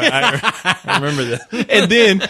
And then one time we were in a meeting, and he said we talking about something. He said 100%, and I didn't even say anything. He just stopped like, fuck. But he went and got some help, got some counseling or something. Get some help. He doesn't say that shit at all anymore. That sucks. 0%. I've been trying to stop saying granted. Somebody, a friend of mine told me, because we were talking about things that, we always hear, like, and we've talked about this before, like, I think you say nevertheless. I say nevertheless certain all things, the time. yeah, certain things we just say, but we're completely unaware of. Because I know when I heard that, I was like, do I say anything like that? He's like, you say granted. I'm like, granted? Oh, fuck. And I was like, yeah, you're right. What the fuck? Yeah. And it just, I've been trying hard not to say that Man, we all do that. Like I told Jamie, I was like, man, I don't feel so bad because we all. No, we all have like. Yeah. I don't know what the technical term for that is. If there's a word for it. I think there could be the words probably is disfluencies. There you go. That sounds right. Yeah, sure. Why not? I'll buy it. Hey, there's a lot of syllables in there. Why not? Yeah, I'm sold. We all have these little disfluencies in our language that make us say the same thing over again, or we have certain cadences or rhythms in our speech that cause us to say the same word over and over again. Like now, I've noticed that because I edit the audio, I noticed that one of the things I keep doing is, and of course, and I keep saying, and of course, and there was one time I said that, and of course, he comes out of a car that, of course, is red because it's supposed to resemble, of course, blood. I was like, fuck, man, what the fuck is going on with me? That's like when you're writing and you reread your shit and then you notice that too. You're like, oh my God, what am I, a fucking idiot? Yeah. Except when you're talking, it's too late. Like, who wrote this? Yeah. That shit is out there. You can't pull it back. Well, there's always the editing. Oh man, there's one time I've done that with everybody. I've edited everybody's rhythms down, and little quirks and disfluencies and rhythms and cadences and whatnot. I've edited all that down for everybody, including myself. Yeah, because if it's not. If it's not a word that we're repeating, it's a weird pause. We'll go like, and it's just kind of like we'll keep doing that over and over again. Now that's natural in speech. It's just, like I'm not trying to hide it, but there's been some times where I know I've done like, and this man, he came out and told me, it's like, wow, come on, what am I mentally ill? Today, Junior. What am I, fucking hick? Did he say it? Getting thoughts together. Words. Hold please. What's the other word for thereafter? Must sound smart. Oh, fuck it. This is Spill.com. Who cares? Oh, man. Yeah, I don't fucking Anyway, no, I think that's kind of funny. But anyway. No, Jamie, congratulations. Congratulations. Bitch. You know what? He officially at the honeymoon, so congratulations. There you go. He just got back today from Europe. Oh. So yes. Oh, by the way, speaking of Europe, now that I'm thinking about this, must mention the Amsterdam Spill Party, which I'm going to put up something for. Are you going to that? I am going to go. You are? Okay. Yeah. I told because like I said, I'm going to go see my cousin. Which you just met not too long ago, cousin from London. He just went back, and we're going to. I'm going to go see him, and then I'm going to go over to London. I'm going to go see Nick, hang out with Nick and some people that night on Friday, and then fly over to Amsterdam. Tell our friends across the pond, I said. I sure will. I said, tally ho. Tally ho! But man, October 17th, Spill Party in Amsterdam. Now, I'm not the one who's getting the agenda together. It is going to be Pod Bay Door, a.k.a. Noah, who sat in on a few shows with us when she was here. Lovely lady. Yeah, very nice. And she's putting the whole thing together. And she's, from what I've heard, she's doing a pretty good job at it. It sounds badass. Yeah. At least the last time when she was here, I heard what she had planned. It sounded like a pretty kick-ass plan. Oh yeah, no, I can't wait to go now. It sounds like it's going to be a lot of fun. Yeah, a lot of our Polish members are going over. A lot of people who are over in that area who couldn't make it over to the party. Goddamn Poles, fucking Polacks. No, a lot of Eastern Europeans are going to be going to this. Cool. My boys in London, Rick and Mark, are going to be going to Amsterdam. Rick, you remember Rick, man? I didn't get to hang out with Rick as much as I wanted to, but that's a cool motherfucker. Rick is a true friend now, man. I got him and Mark. Those guys are a lot of fun to hang out with, and I can't wait to see them. And so it's gonna be fun, man. I'm trying to get some other people to go. I wish you could really go, man. Sorry. I wish so too. I just thought it'd be fun, but yeah. So yeah, it's gonna be fun. Just wanted to let people know. Yeah. I know a lot of people over in America can't go, but I'm just letting you know now in case you can. October 17th, you still got plenty of time to make plans. In case you're big money, in case you big money, like big money Corey. No, not really. If I didn't have a place to stay, and all that kind of stuff, you got your cousin over there. So. It would be a little bit harder. And if I didn't have people who were setting me up over there, that's one good thing about the site is that I do save my money up enough to where I can travel, especially now. It's not like I'm making crazy money. It's like, hey, you know what? I got no dependents. I save my money pretty well. Yep. And I do that now to save for these trips because I know that we're doing them more. Now, here's the deal. Yeah. All these people are starting to do parties on their own. think they're doing some stuff in New York now. Jamie even told me, he's like, man, it's like Fight Club. You know, people starting to own fight clubs. No shit. Yeah. That's cool. That's fucking badass. Yeah. I encourage people to do that, even if we can't come all the time. Yeah.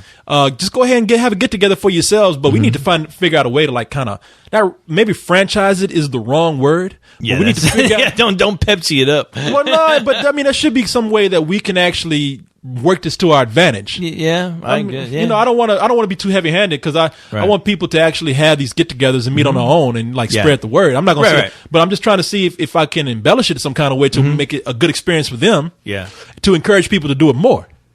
Yeah. Because and look, people, you know, if you have a party and we can make it, I'll try to do it. But we're going to try to make these things a little more organized. That's all. Right. That's the one thing you want. Well, even though it's a party, I hate saying parties should be organized, but.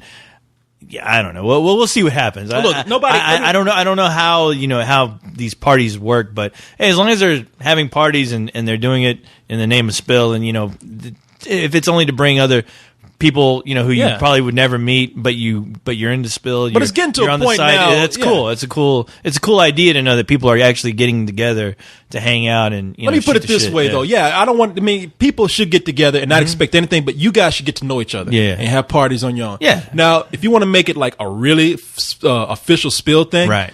I don't think it's a bad thing to say, and I don't want to cheat people. I don't want to put them out of money or anything. But if you want like one of the guys to come to your party, maybe you should find a way to put some money together and pay for a ticket. Yeah, pay for a ticket in a room. I mean, there's nothing wrong with doing that. I mean, because it's like we can't afford to go everywhere all the time. That's true.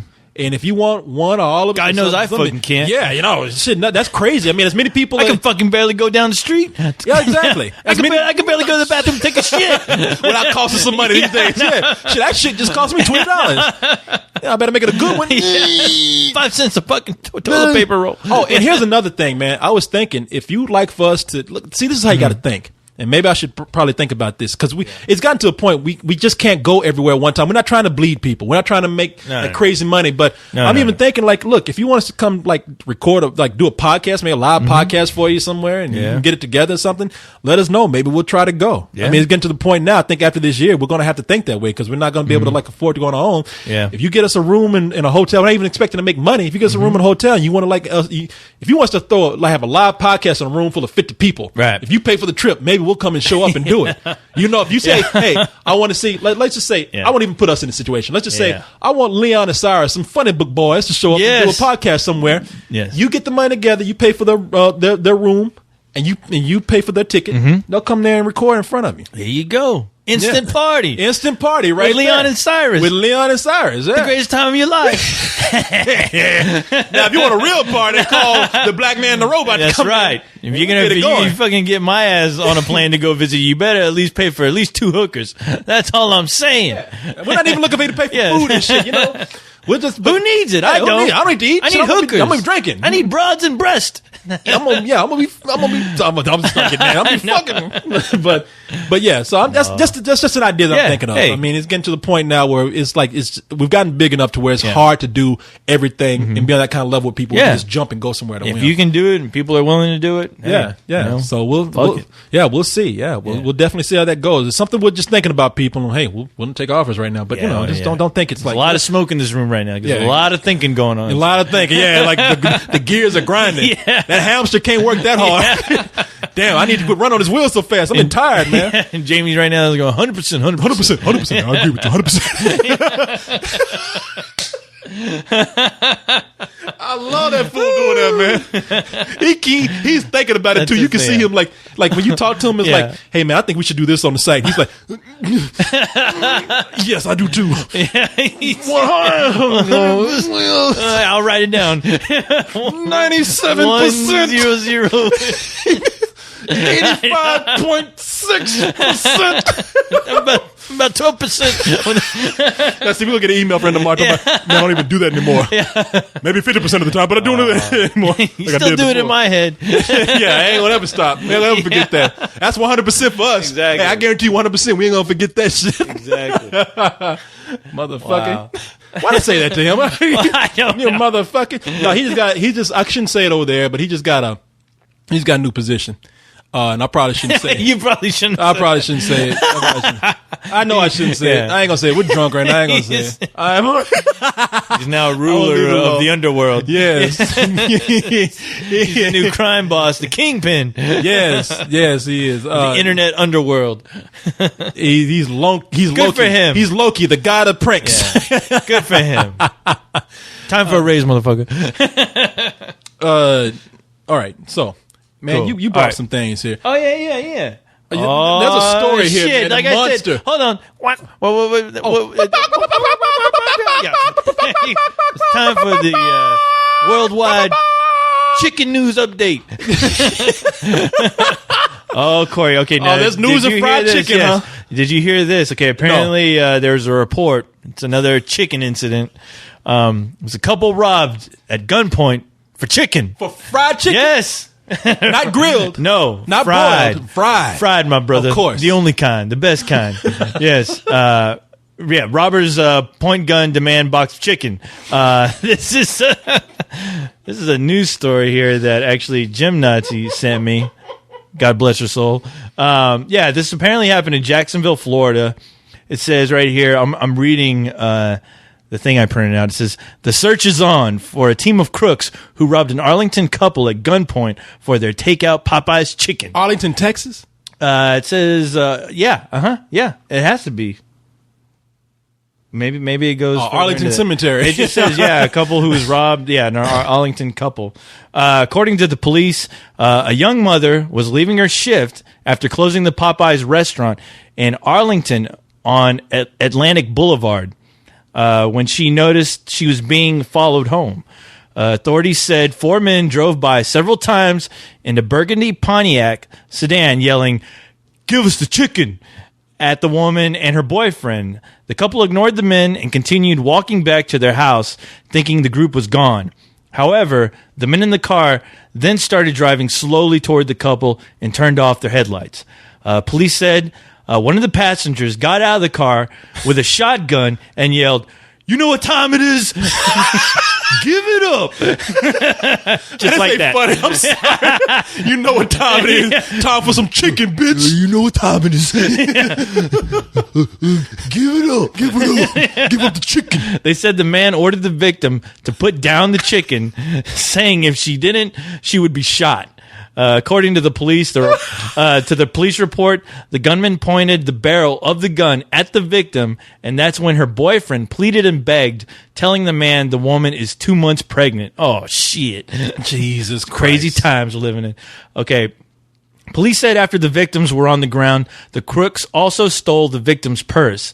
As the gunman was walking away, the victims told police they could hear the other people in the car yelling to smacking blast him. No, yelling to blast him. I thought they were eating that the delicious crunch of chicken. They did that. They were yelling that while they were eating the chicken. And blast that. The police heard big greasy lips smacking down on chicken. Blast them. They said blast them. Yeah, for some fucking chicken. It's crazy. Yeah. The victim said the woman had just gotten paid at work and was going to spend her earnings on her. What is it here? On her 5-year-old daughter, whose birthday is on Saturday. She'll get her daughter a 3-piece. Yeah. With biscuit and a corn on the cob. Corn on the cob to boot. Hey, Yes. Mashed potatoes and gravy. That's right. Yeah. Got to get them collard greens. Got They sell that at Popeyes. Neck bone. Yes. Okay. People in the area told Channel 4 they aren't shocked at all by the crime. Wow. That's crazy. I'm shocked by that statement. They're not shocked at all by that crime. They're not shocked that somebody got robbed for some fucking chicken? I guess in these crazy Did they take times, anything else?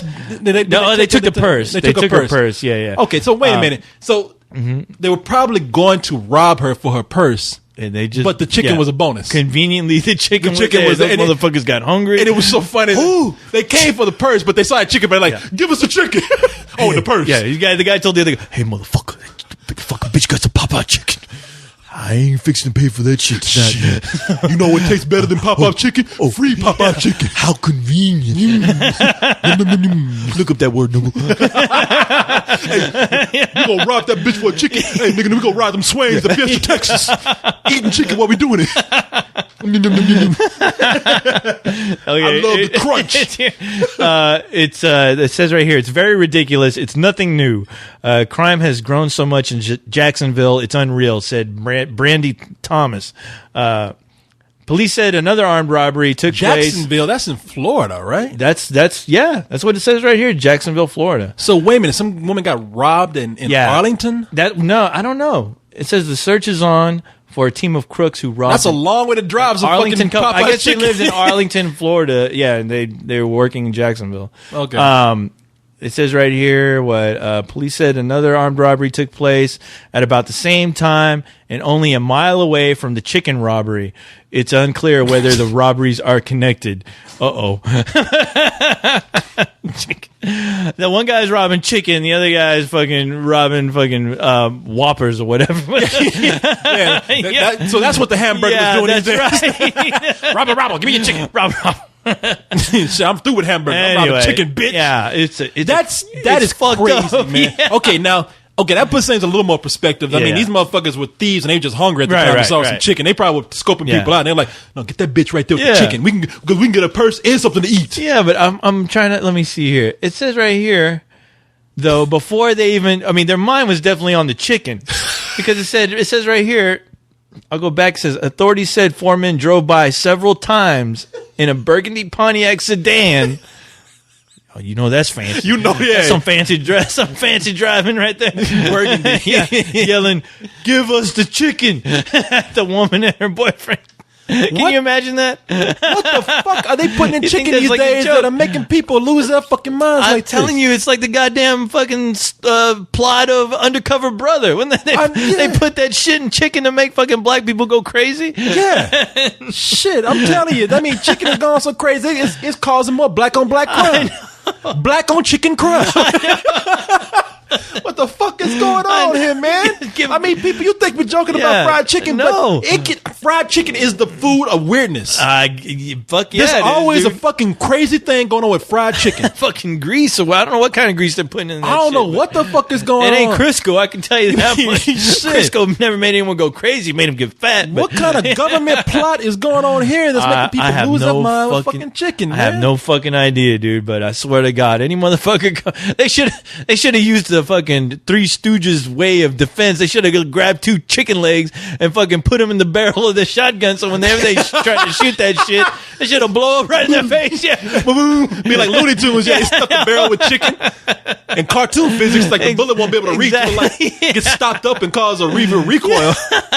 Kabloo! Fucking throw one of those fucking chicken wings like a Chinese star. Yeah, shit, you better start using chicken as a weapon. Like a shuriken. Yeah. Choke that motherfucker. Hey, they should have had the deadliest weapon on them, chicken bones. They would have fucking force fed that motherfucker some chicken, had him choke on them bones. Better yet, why didn't they just throw the bucket on the ground and let them motherfuckers go after it and they take off running? No shit. You would have lost your chicken, but you still had your purse. I would have dumped out the bucket, fucking thrown it over that guy's head, so running around, can't see shit, shooting the fucking gun. Boom, boom. I can't see. Don't be a bucket head. God damn it, man. There's always something stupid going on with chicken. Fried chicken. I don't know, man. I think... and these fools, man, it's funny. We're going to have to ban chicken, Corey. I'm sorry. We're going to have to start grilling, man. I'm telling you. No. We're going to have to pass a new law that says, new legislation that says we can no longer serve fried chicken. It's going to be grilled because it's driving people crazy. Either that or I say we just say, hey... Fuck spill parties. Let's start fucking spill chicken. Spill chicken. Apparently people going crazy over that shit. We're going to put Cyrus in a chicken suit. we can fucking sell that chicken for all kinds of crazy money. We need to go in those neighborhoods. Fuck it, man. We have people do our bidding. We'll make that shit so good. People be like, I'll suck your dick. No, don't suck my dick. Go kill somebody for me. Okay. Yes, master. Just save me a drumstick. Save me a thigh. You're gonna have to spend a lot of money on security. we're gonna have like forts. Our chicken fortress. the best chicken in town. Oh, shit fuck, is guarded. Wow, man, you know. But anyway, it's, that's a fucked up it's so story. weird because you know that they were actually looking at that purse first. Oh yeah, They stepped out the car and they're like, I hope so. "Oh, she got fucking Popeye's chicken. Shit, we want that." I can imagine if it was being filmed, the camera going to the person immediately drawing towards the chicken. Whoop. Damn. Fuck, man. The chicken apocalypse. So people, is upon us. fuck the chimp apocalypse. We did this thing on the show. We talked about chimps going crazy and killing people because there was a story about chimps who were like, the like fucking maiming mauled and killing people. Yeah. Fuck and we said one day chimps just gonna unite and like it's gonna be Planet of the Apes with like killer chimps. Yep. But fuck the chimpocalypse, man. It's the fried chimp. I mean, fried chimp. It's the fried chickenapocalypse. Chickenapocalypse. So whatever. Fuck it. I don't know. Shit, that's gonna be the downfall of humanity. Fried chicken, boy. If you don't die from the grease, you gonna die from just killing somebody. Wow. Are they cooking this shit in crack? I don't know. Like, what's making people fucking crazy? They better be cooking that shit in gold. Yeah, shit. Opium or some shit. What the fuck is going on? Well, down. people, with that said, if you hear any stories about fried chicken out there, let us know here. Let's do this. You can email me, Corey Coleman at spill.com or whatever my email address is. Or co-host. Actually send it to co-host. Send it to me. And I have to apologize. I've been getting a shit ton of email with let's do this questions. The only problem is I fucking ran out of ink because Spill only fucking pays me 25 cents fucking every fucking hour. 25 cents? I should go a long way for somebody who just sits there and does nothing. Hey, I got comic books and porn to be read. Yeah. But you get that shit for free. Porn to be watched, comic books to be read. You say porn to be read? I did. I used to read porn back in the day when it was analog. Without pictures? Yeah. No. He stuck it in her vagina. Yeah. She said, ow. That's how I get all my sweet talkings. He stuck it in her vagina. Then he said, I get my sweet dialogue. Dish out to the ladies out there. Then when she said, "What are you doing?" He said, "Shut up, numbskull." Yeah, quiet, you chowderhead. Wake up and go back to sleep. No. The printer I usually use. That shit ran out of ink. So unless I can use like Cyrus's blood or something, that shit ain't gonna get refilled. So, and I know you out for that. I gotta save up for my next 2 checks to get that done. Jamie, help me. Boy, you are out for Cyrus, man. I don't know what it is about him, but you are just latched on to him. You just you are out for him. Comic book nerds just piss me off. Funny book boys. Yeah. Man. Okay, so now you got another thing that you. Oh yeah.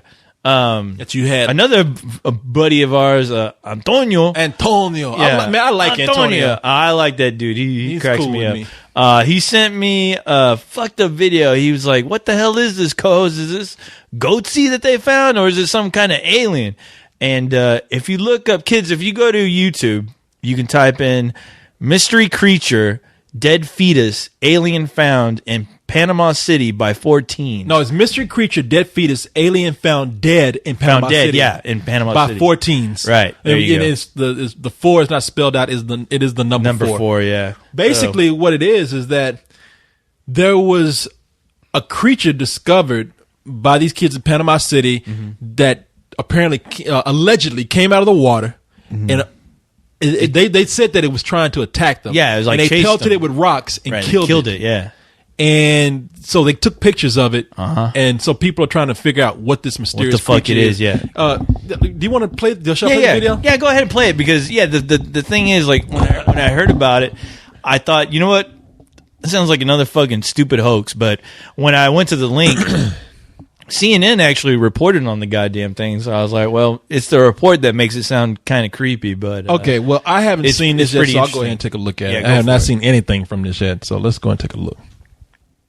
All right, I got the video pulled up right here, and the sound turned up, and this is, and what you think gives this legitimacy is that it's on CNN News. Of course, okay, anything on CNN. Anything on CNN. CNN reports that Santa Claus does exist.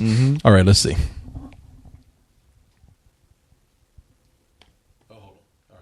You're going to have to work with me on this next story. A strange find in northern part of Panama City has startled one small community. Some people think this... Medea. First of all, you can't believe this shit because this bitch can't even talk. A story that's stortled. She's making up creatures. What she's talking. The mythical stortle. Yeah. Listen up, children. You're cheering, yeah. I don't even know. It looks like an alien, and others think it looks like some kind of animal. What is it?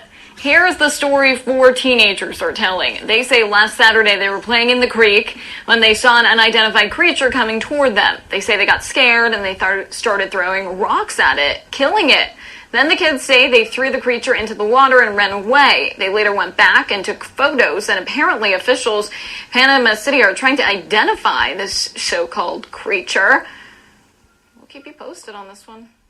See, and that's fucked up. And they said officials in Panama City are trying to figure out what the fuck that thing is. Okay.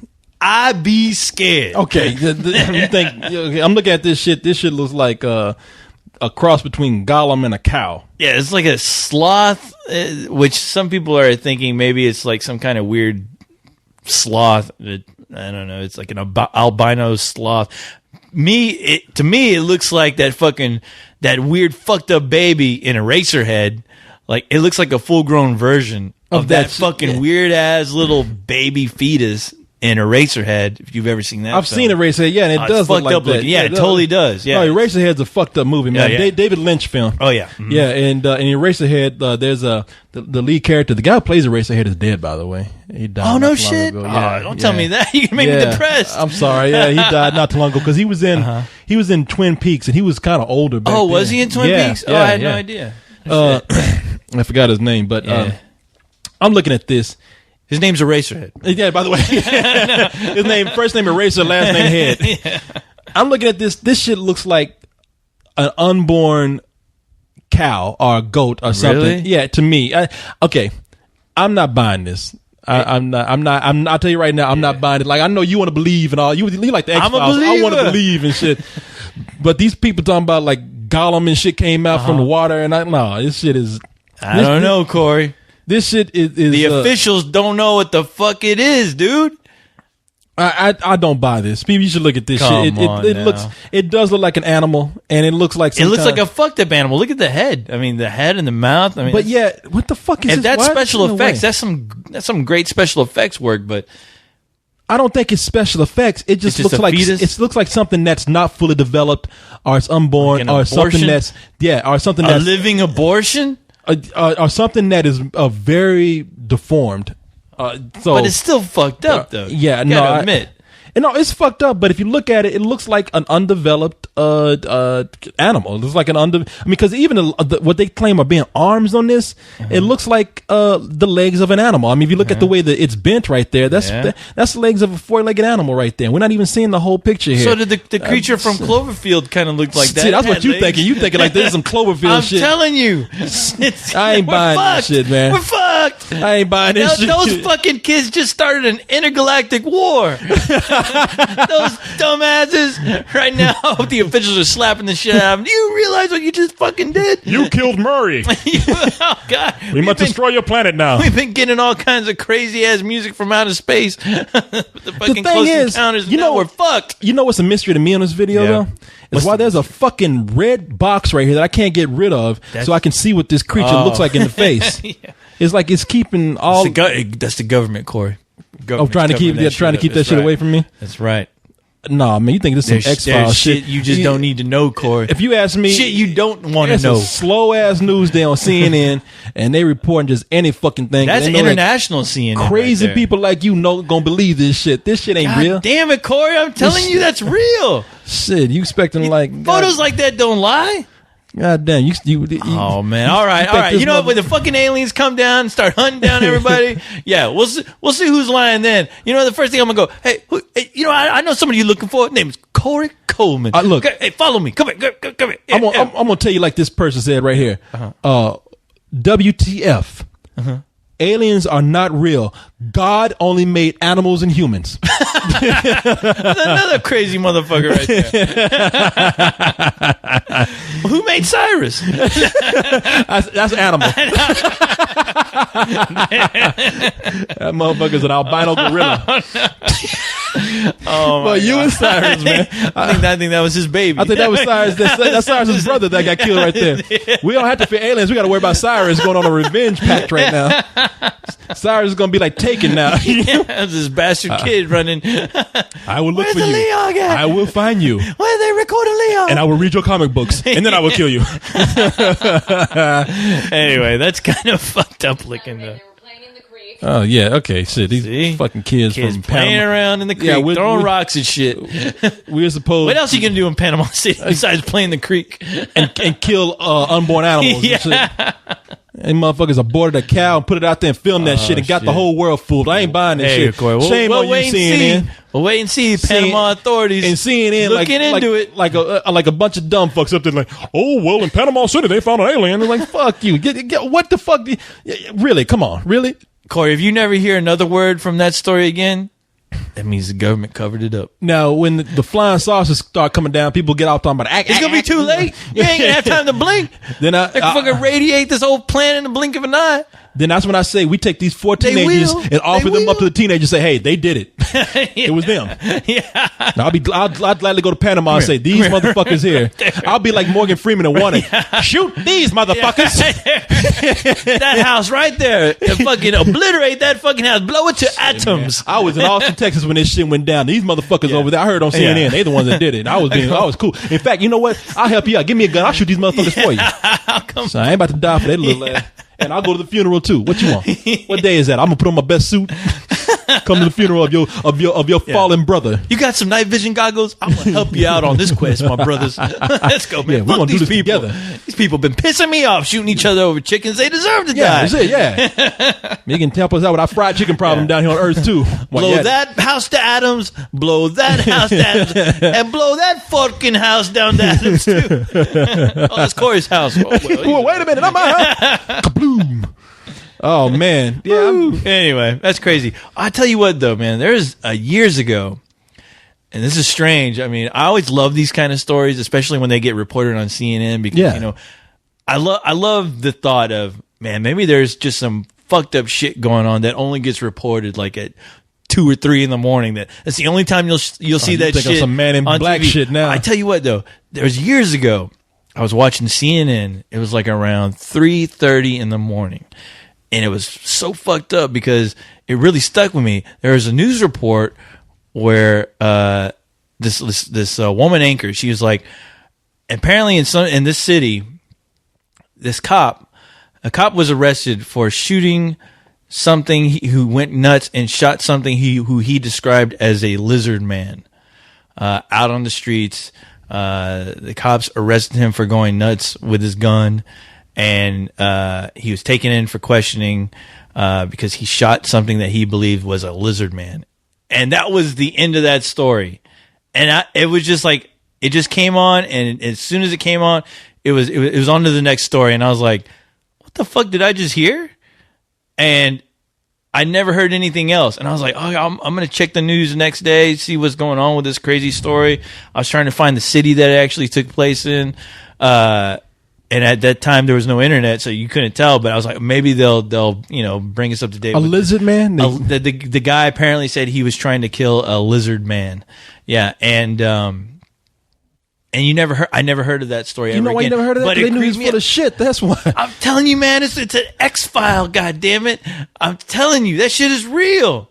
But anyway, I like, for some reason, I love looking for odd stories like that, just because I'm just like, you know what, that would be kind of interesting if that shit really went down, but there's just no explanation. So there's no point in telling people who read the newspaper anyway to try to make sense of it to them, because they would just go, they'd be like you, this bullshit. What the fuck is it? Wasting my time. Slow news day. But hey, maybe some file somewhere, Corey. You just never know. You never know. You never know what the fuck is going on. Fucking people shooting each other over chicken. You telling me you can't believe in the lizard man, but you can believe in this story with people shooting each other? I see fried chicken. I know fried chicken that's exists. right. I'm sorry. I forget where you grew up. Exactly. Yeah. You know what? Anyway, that's some craziness, but I thought I'd share that. I'm gonna get on the case. I'm gonna see what happens with this, and I'm gonna try to figure out if this is actually a hoax and see if they ever get to the bottom of this. It will, because usually they do. I mean, we were talking about when the guys are here. They were talking about that Bigfoot story that made national news. Which this is a joke. I don't know what you're building up to, but this is a joke. No. You didn't hear about that? Cyrus walking around naked. Yeah, they found Cyrus. They found Cyrus. They thought he was taking a shower. No, some guy apparently killed Bigfoot, and he went and told the media about it, and they ate it up. But only, and everyone was almost buying into this story until a few days later, where they said it was obviously a hoax. Yeah, because I guess yeah. But I mean, it made national news. And this is making national news too. Let me put it this way: I'm not completely closed-minded. Bullshit. This is just bullshit. That's all. If they come out and if they find something that says really we can't explain this. We can't explain this. We don't know. If scientists all around the world come out and just say we don't know what happened here. If there's let me just put it. If they can present some sort of evidence that says that this might be a mystery that is unsolvable, or it is an alien, or they can prove me that it's some otherworldly or some alien being or some creature or something. Maybe it's something that was lost in the food chain that we don't know, and some relic of evolution that we haven't seen. I mean, who knows? If it's some sort of, I don't know. If it's You'll know, Corey. Let me just, when it's too late. When it's in my room, in my bed. Hello, Corey. You see a little midget alien going, what the fuck? I guess the way to sum it up, if they can, was that Fat Boy song?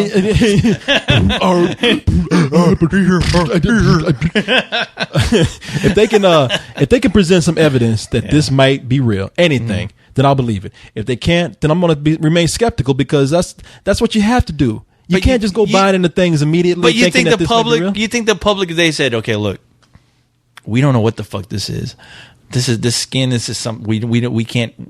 We don't know we don't know what the fuck this is. We don't know where it came from. We looked inside it, and it was beyond our comprehension. You know what I believe? I believe that if this was something that was really like that, the government would have been in a lot sooner. They would have covered it up a lot sooner, and we wouldn't hear about this at all. The government, at least the U.S. government. You think they're gonna let the U.S. government just go into Panama City, do whatever the hell they want? I think so. I think if there's a situation like that, because I think the U.S. government will be working in conjunction with that country's government, and they will go in and have an agreement like, okay, we can't panic the public. We got to pull this in. We got to study this. We can't let this information out. This is classified now. Right. I don't think it's just the U.S. government. I think this is how all governments would function in a situation like this. What if it slipped? It was a news break. Finally got that. I don't think this should be out there. It's just a blunder. I bet you know what? If you don't find that video on YouTube tomorrow, government cover up. Then you know what? I will say that if that video, you get scared then, huh? If that video mysteriously disappears, and I would be like, whoa, okay, maybe. Yeah. But right now, shit, I know. You better start worrying. Shit, I grew up with brothers that look like that down the street. But you better go down the fucking street, take them karate lessons. You may have to whoop some alien ass. I really do believe year two. I believe it's a hoax that some people, even consciously, like CNN, they're just going to report it because they know people are going to. They have a site there that needs hits and traffic, and they know stories like this is going to generate that. So they're going to put it up, even if it's a hoax. They're going to say, you know what, just put it up so we can get some views for it. It's a hoax, man. It either not come out because it's not that big of a deal, or it'll come out as a hoax. And I'll tell you another story about that was like this. There was this body that washed up on a beach. Yeah. And all these people tried to say that it was some sort of alien being because well, basically the head was so rotted that it was down to the skull, where it did kind of have this creature looking aspect to it. And some people came in and they said, it's a dog. It's a dog that drowned, probably fell off a boat or something and washed up to the shore. It's not any kind of alien creature. It's not some sea creature that's maybe unknown. It was an alien creature, only on that planet. The anatomy of the creatures there kind of looks similar to a dog. You know what? You're an alien. You're an alien creature. You know that? You're a goddamn non-believer. Well, hey, I'm not closed-minded. We'll wait and see. I want to be swayed. Yeah. Look, when you see the goddamn Cloverfield monster running around looking for its baby, I'm going to point right at you. Shit, this motherfucker right here. Yeah, I think this motherfucker ate it. I think he fried it up and had a fucking barbecue with him and his family. Right there. You know what? He made some fried chicken out of it. Tastes like chicken. Eat him. And then fucking I get eaten. Shit, that monster's gonna be too busy down in Panama City trying to fuck with us. Thank God I'm a robot. I'll just get shitted out like R2-D2. All right, I was gonna show you another video, but I can't get it up here. Somebody sent me a funny video of a crackhead getting baptized who came out of the baptism water with a crack pipe smoking crack. A guy named Bling Bling talking about Bling Bling is here. He lit up that crack pipe and like point at the water like, whoo. I thought you were gonna tell me. I was hoping you'd tell me he almost drowned while getting baptized. That fool jumped out the water. Bling Bling is here. But I couldn't get that video to work. The audio was off. I don't know what video somebody sent me. Somebody sent me a different video where the audio was working. Okay. But we'll do it. We'll do it next. Yeah, we'll do it next, even if it's worth it. But there was this other video that I want that I think either it was attached to the Amazing Grace video with the crackhead. Yeah. Who was singing Amazing Grace like, oh man. You know, the one who only knew the 6 words to the song. Yeah. Amazing Grace, how sweet the sound, and the rest of it like our American Idol winner. Our American Idol winner this week is Crackhead Bob. But no, that dude got up and he was like, he could, when he didn't know words, he was like, somebody got mad at us. Yeah. They said, hey, look, you said that guy's a crackhead. It's obvious that guy's mentally ill, okay? And I was like, and you know, you mentally ill for writing me this comment right here because nobody listening to you. Who the fuck, Who the fuck is that guy? Give a fuck. The guy could be the smartest person in the world. He's funny, all right? You know, whoever wrote that was his dad. Yeah. How dare you make fun of my son? You guys are dicks. That was my father. That's my son. Smoking crack. That's my boy. I dare you make fun of. But I found this other video, and that was attached to either that video or somebody sent it to me. Yeah. And it's these old people in front of a church just getting down, man, fighting.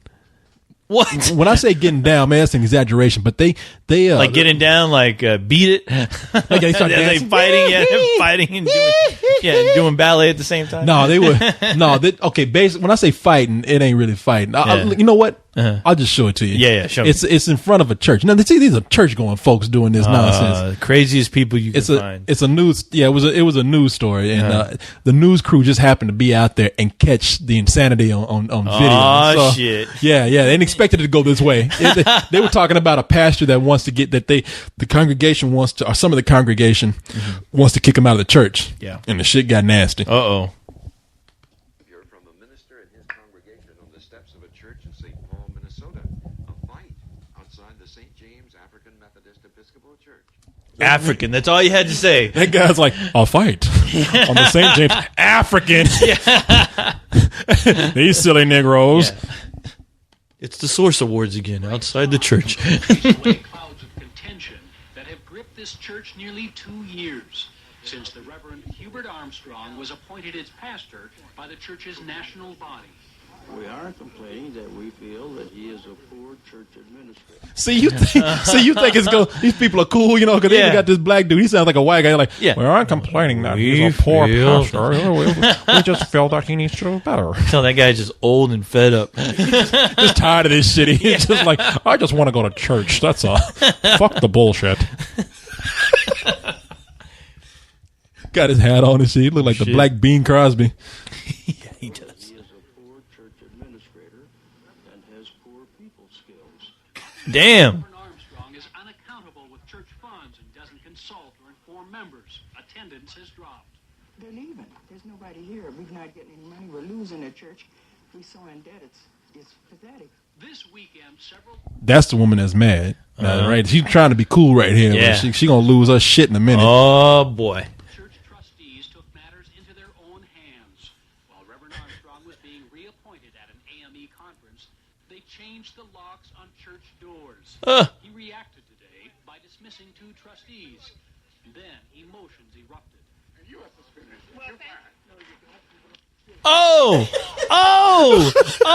shit. Did he just punch out that old chick? Dude, it's an old woman and an old guy out there. And that dude looked at the old woman and said, you are suspended. And that bitch said, no, I ain't. Fuck you. And she did one of them, she pulled back. She pulled back. She said, what did the 5 fingers say to the face? Slap. Oh. I'm knocking on my own shit doing it. Oh that my bitch, God. she stiff-armed his ass. And if that wasn't bad enough, that motherfucker came up and punched her right there and knocked her back. We're like, we got to pause right now. That bitch is, she don't know where she is right now. Oh, no. I mean, we got to see that shit again. That's awful. We got to see that shit again. Hold on. Fuck. She's an old. Well, they're both old. They're both old. Jesus Christ. Anything goes at this point. They're both old. Shit. Trustees. Then emotions erupted. Boom! Oh, it's on to the break of dawn. Oh, fight. Check it out. That bitch, she started out 2 days ago with her arms back here and just got here today. And that dude, that slap was so slow. Yeah. And he sat up there and just looked at it. But he reacted quick. He smacked her ass right in the face. How dare you? Now watch how they had to hold these two old people off each other. Oh, shit.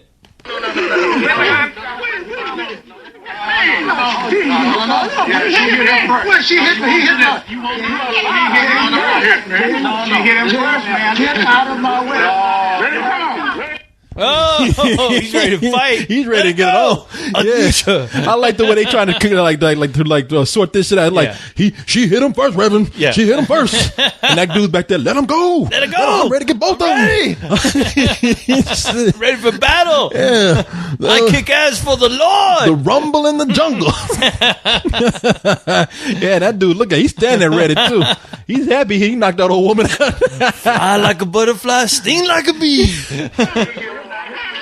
St. Paul police officers were called to the church, but soon left when assured tempers had cooled. When they saw that they were old. Yeah, they said, those police were like, man. oh, fuck. Yeah, ain't nothing going on with this shit, please. Yeah. We better check their diapers. Make sure nobody shat on themselves. Yeah, call me one of these That would be indecent. Yeah. Shit. Did I hip break? Okay, then. We all right. Call me one of these motherfuckers have a heart attack. That is fucked up. Dad, did you see this shit? I know. But it was kind of fucked up because, look, man, I know that the woman hit him, but he should have just kind of walked off and said, but he immediately punched her ass. He said, she slapped him, and that motherfucker punched her face. That old man. Oh, my God. That man said, fuck, I don't give a damn if you a bitch or not. Yeah. You don't That hit old me. man told that old lady, where's your Lord now? So you about to see Jesus a lot sooner than you think. Fucking with me. You got your goddamn mind. About to get slapped by the Holy Spirit. That motherfucker did a boxing move on her. Did you see that shit? Like she thought like because I'm a lady, I can slap him and put him in his place. That motherfucker came around and put a Tyson on her ass. Times have a change. Shit, chivalry is dead, bitch. That bitch, she lost her balance and everything. She looked all confused. That poor lady. That's all. She didn't know what hit her. She's like, motherfucker, you weren't supposed to hit me. Yeah. She thought she had the upper hand because they had a fucking camera there. That shit did not matter. Fuck this motherfucker right now. I'm gonna fuck him in the face with my hand. Here it comes. No, that did. She Still did. coming. She did a fucking $6 million man. That shit. And then boom. Yeah, that motherfucker said, Oh Jesus! Oh Lord! Oh Lord! That motherfucker messed up her perm. Oh baby Jesus in heaven! How dare he? That for a little while, that bitch. Oh, that was funny, May the man. Lord strike you down. that shit is called church fight, people. If you want to look it up, it's been around for a while. That shit was up. Wow. It got put up in 2007. But when I saw that shit cracked me the fuck up. Knock that bitch out. That is crazy, dude. Oh my God, old people. That old man was ready to take on the world. Let him go. No. Let him go. Dude, I'm ready. And they had that dude trying to defend they're trying to defend the guy. She hit him first. Yeah. She hit him first. That motherfucker was ready to slap her too. Shit. Slapped them dentures out of her mouth. Oh my God. Now that would have been funny. That would have been And they slowed it down. You saw teeth flying out my God. like a whole jaw from dentures flying out. I'm going to hell right now just for laughing at this. Somebody needs to take that video, re-edit it with dentures flying out. Oh Lord! You have the teeth pass by the screen. Oh Lord, Jesus! Jesus Christ, oh Lord, help me. Hear the teeth chatter like those fucking toy teeth. The teeth come out, start biting open that preach on his ass. Hey, let him go. Sounds like Pac-Man when those fucking teeth go. Yeah. Oh my god. Oh boy. Oh my god, I'm bleeding blood. Oh shit, rock. Oh, rock. Rockin' and rollin'. Time for fuck your thoughts, people. Rock. Yeah. Rock. Yeah. Whoa, whoa, whoa, whoa. Yeah. Rock and roll. Rock. Yeah. They should have been playing that thing when they hit each other. Yeah. Shit. Right when he hit his ass, they should have said, move. Rock. Motherfucker should have there and said, fuck your thoughts, dude. Yeah, people, it's time for the email Yes, section of the show. Fuck your email. thoughts. Thoughts are about to get fucked right now. Yes. Faults. I'm thinking about those two people fighting. Yeah. Faults and thoughts. Thoughts are about to get fucked right now. Yes. Because we don't give a fuck what you think. Time to fuck. You can write us all the emails you want to. Fuck y'all's That's thoughts. We right. don't give a damn what y'all thinking. Bitch, it ain't what you're thinking. Fuck your typing. Fuck your email. Uh-oh. Look what we got. We got somebody named Relic who's very straightforward. They say, fuck my thoughts. Oh, damn. Yeah, your thoughts about to get fucked, my man. Let's Boy, see. there's no wine and dine in that. No, guy. he's straight to the point. That's right. He must be gay. Oh my ready God, to get to the yeah. point. I'm horny. I'm ready horny. to I'm do ready to this. do it. Shit. I'm busy. Things to do. Fucking shit. He got his pants down. Emails to write. When he wrote his email, he had his pants down. Hard on. Okay. All right. I hope you guys find the time to answer my question because you are awesome. You goddamn right we are. I was wondering if you guys would want to see any 80s or 90s kids shows or cartoons made into a live action movie for more mature audiences. Let's see what he thinks. He says, I would want to see a pretty kick-ass movie about the old cartoon gargoyles aimed towards a slightly older audience from the original cartoon it reached for. If you guys get the chance to answer, I would really appreciate it. You are my gods. Whoa. P.S. He says, I would want a co-host to protect me rather than the Terminator because he would just bullshit the other robots to a horrible death. Shit, you got that right. I hope so. Hope I'm not busy that night. I live the bullshit apocalypse every day. Yeah. Every week with this motherfucker. Shit. Yeah, Rise of the I'm Robots. busy too. I got a life. I got things to do. I can't protect. That's right. You just boring all the other people to death. I was like, who you looking for? Oh yeah, he's right over there. You know what? That's a pretty good answer, Gargoyles. I mean, because that was kind of a show that could. I never. I never watched that show. Yeah, you didn't? No. No. I saw some episodes. It was actually pretty cool. Yeah. I'm trying to think if there's any. You know what? There was a show a long time ago that I thought would make a really cool space western. Yeah. Oh, except it was for kids. I think I know exactly what you're talking about. Well, which one? It ain't Marshall Bravestar. Fuck. All right. It ain't that one. Marshall Bravestar was on at the same time that there was another show, and you probably remember this. And this show was it was influenced by things like Clint Eastwood movies and Mel Gibson movies because they had a character in there named Goose, who was a Clint Eastwood character, pretty much. Oh, right. And the show was called Galaxy Rangers. Oh, do you remember Galaxy I've heard of it. I can't remember. Yeah, I don't think I've ever really watched any of those episodes, but I do remember the name. Yeah. Yeah, Galaxy Rangers was a cool show. It was about these. It was pretty much about these space sheriffs, and they would kind of keep the galaxy's bigger now, and they would keep things policed among all the different galaxies and aliens and whatnot. Except it had the feeling of a western. Yeah. And Marshall Bravestar was on at the same time, and Marshall Bravestar was still kind of kiddie to me, but Galaxy Rangers just looked a little cooler to me. The animation was better? The animation looked a little cooler. I think Bravestar was done by Filmation. Yeah. The ones who did He-Man. Yep.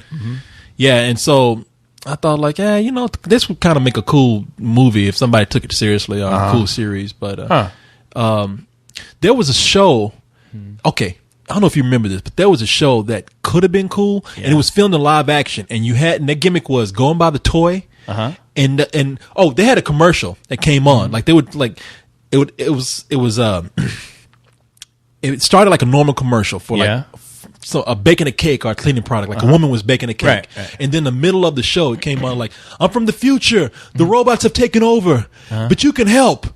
Just fire back at the screen with your Oh my gun." God! I know exactly what you're talking about. And they were like, Captain Power and the Soldiers of the Future. Yes, yes. I actually, I bought the. I stole actually. I had the. No, I had the toy of that. I had the ship. Then you had the spaceship that it was like a and the show sent out fighter. it sent out a signal. Yeah. And if you had the and if you I think if you were aimed wrong, it would blow your ship up. Like the cockpit, the top would fall off. The cockpit would explode. But you would have to aim and shoot at the show and get points for it. Yeah. And the guy would even on the screen was like, "The show will shoot back." I repeat, the show will shoot back. Yeah. It was Captain Power and the Soldiers of the Future, and basically, the idea was it was set in the future.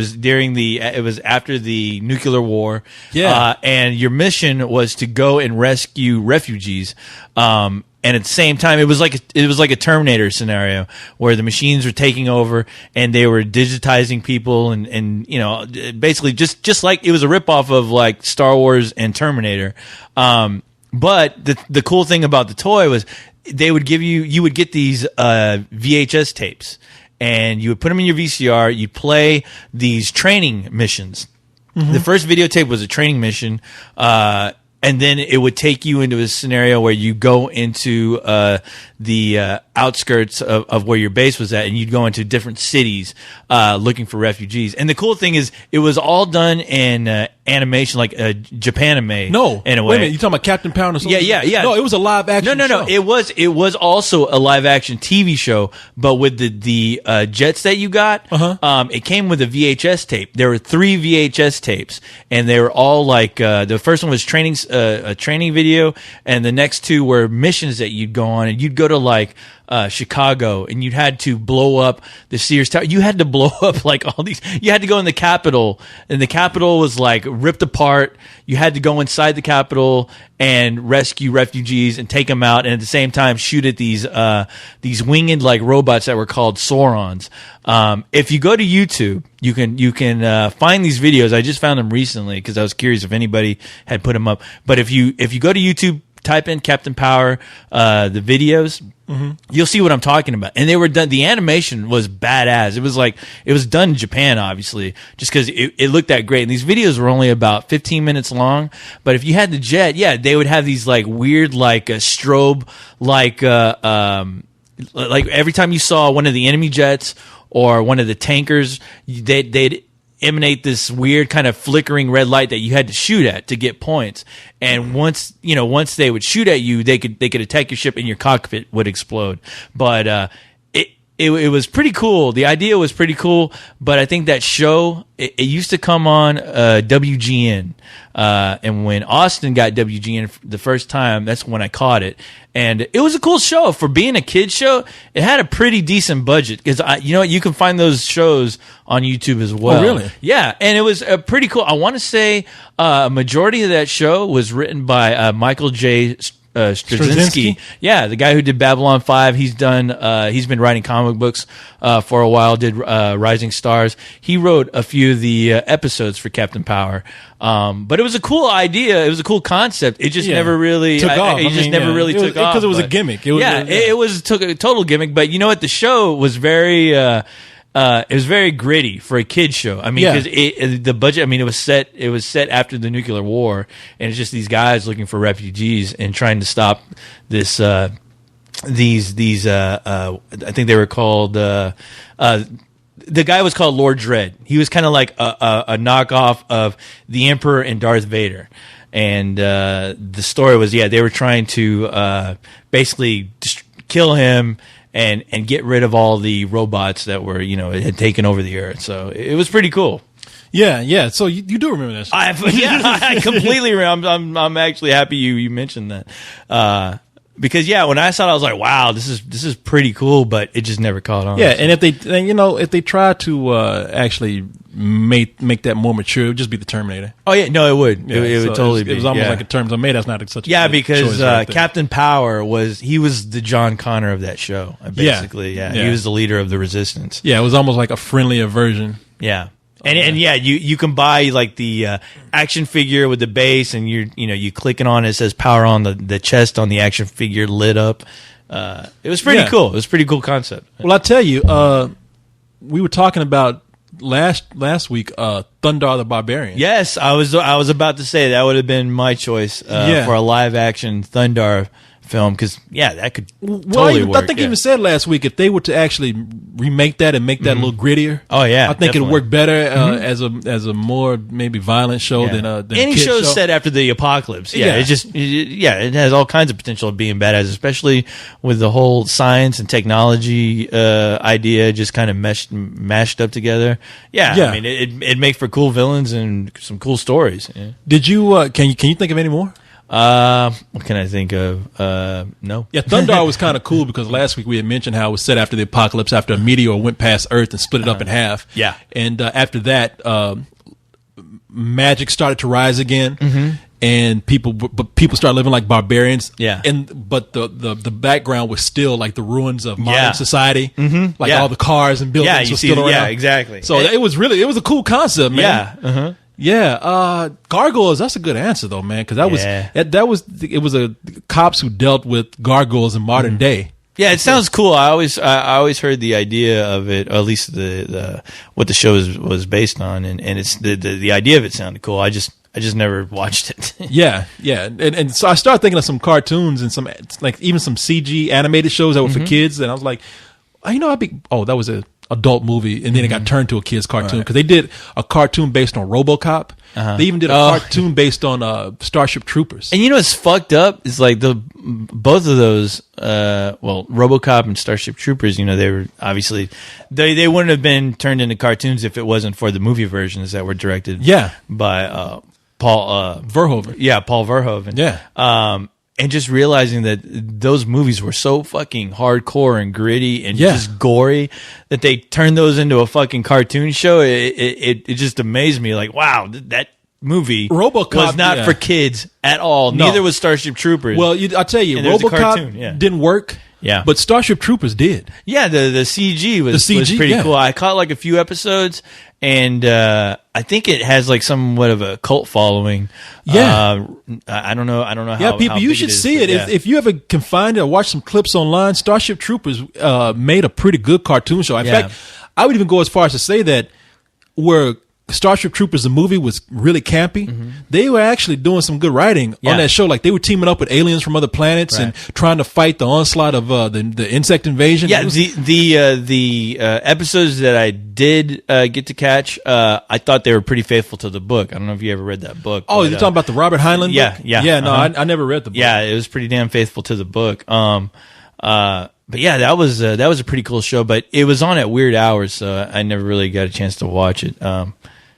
I always thought that they'll never do it, but I always thought that that Scooby-Doo could actually benefit from probably being a little more mature because there's so many inside jokes about being high and all the sexual tension and shit. I mean, if they could ever get away with it, like on Cartoon Network, making like just a 30-minute show where it was like geared towards more people like us who grew up with Scooby-Doo and got all the in jokes, like, okay, Shaggy's fucking high right now, It'd be cool to see a Scooby-Doo movie directed by Peter Jackson. I think that would be interesting. If I worked for a studio, I'm like, hey, why don't you call it Peter and see if he'd like to do I like to see a Scooby-Doo movie directed by the guy that did The Hangover. Oh yeah, that would be. Yeah, I think that would be really fucked up. I think you'd see a lot of bestiality, fucking innuendos in there. A little lesbianism going on. Some fucked up would going. Oh yeah, every worst thing you can think of involving Scooby Doo. Yeah. The Champ. Gotta answer. Somebody called the Champ. Gotta answer the Champ. If there's ever been a time to fuck thoughts, it's now. Oh well, shit. Let's do it then. if now's the time.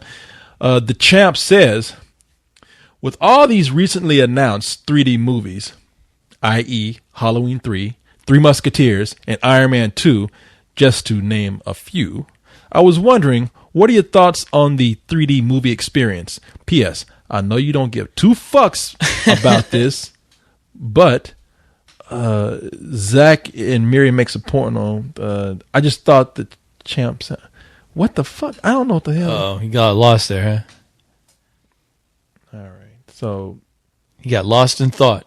yeah, he just started typing shit. He must have been drunk. All right. So what was the question? Like, what do we think about the new 3D movies coming out involving horror films? No, just 3D movies in general. In general? Well, here are my thoughts. I've seen 3D work effectively, and I've seen some movies out of 3D where, and some of them have been really good movies, but 3D just didn't mean anything. Up. One of my favorite movies this year. Yeah.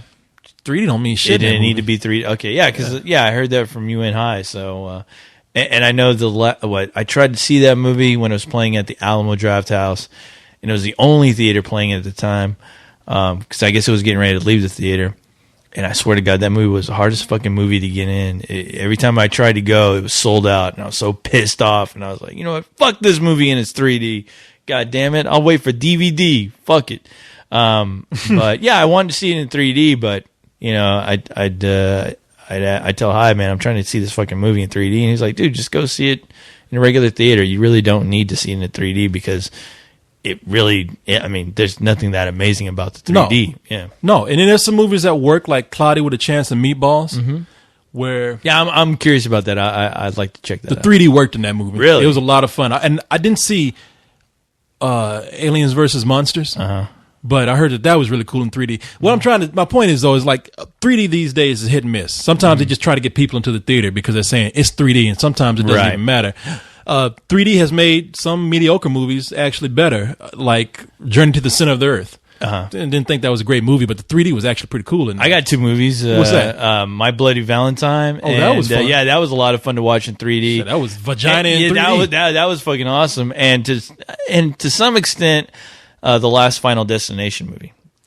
Even though it was cheesy as hell and it's fucking just the acting was just horrible.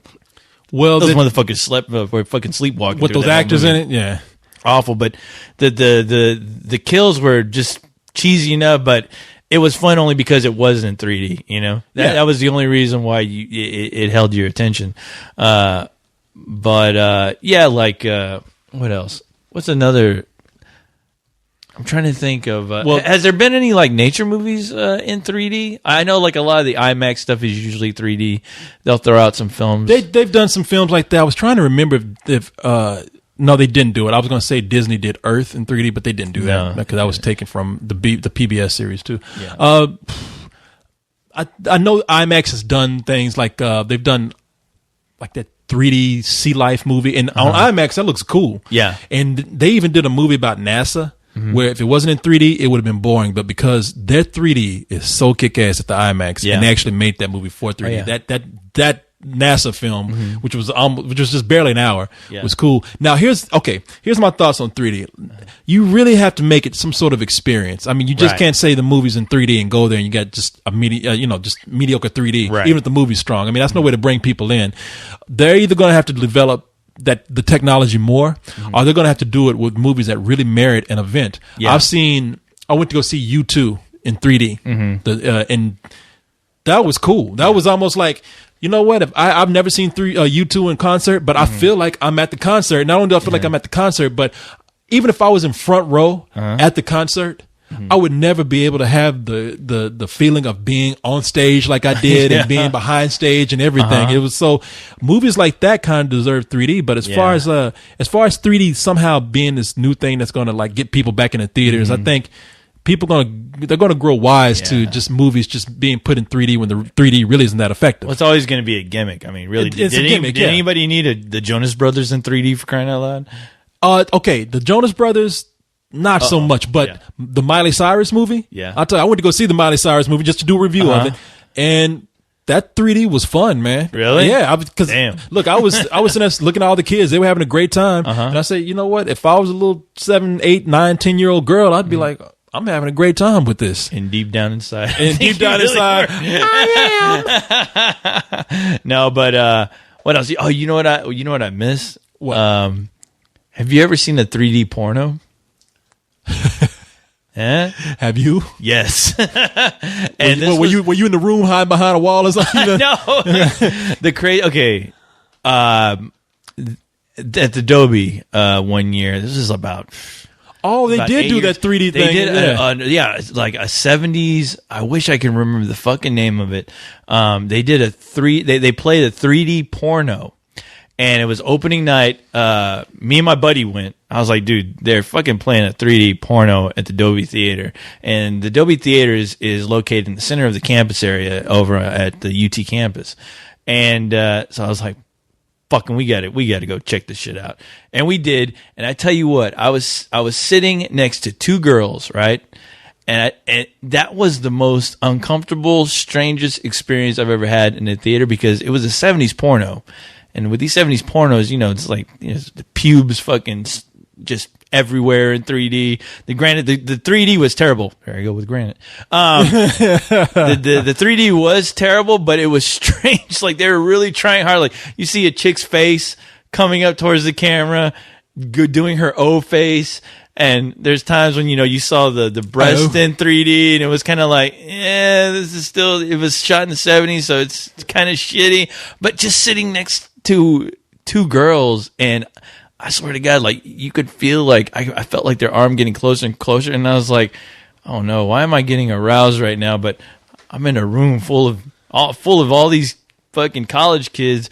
What the hell's going on here? And I was scared. I thought this place is going to turn into an orgy in no time. See, I couldn't do that. Because I'd be the one who's getting the hard on. So somebody's about to get some real 3D in here. Yeah, you're like, is this a 3D or is this me? What's going on? What's this weird feeling? Did somebody spike my drink? What the fuck?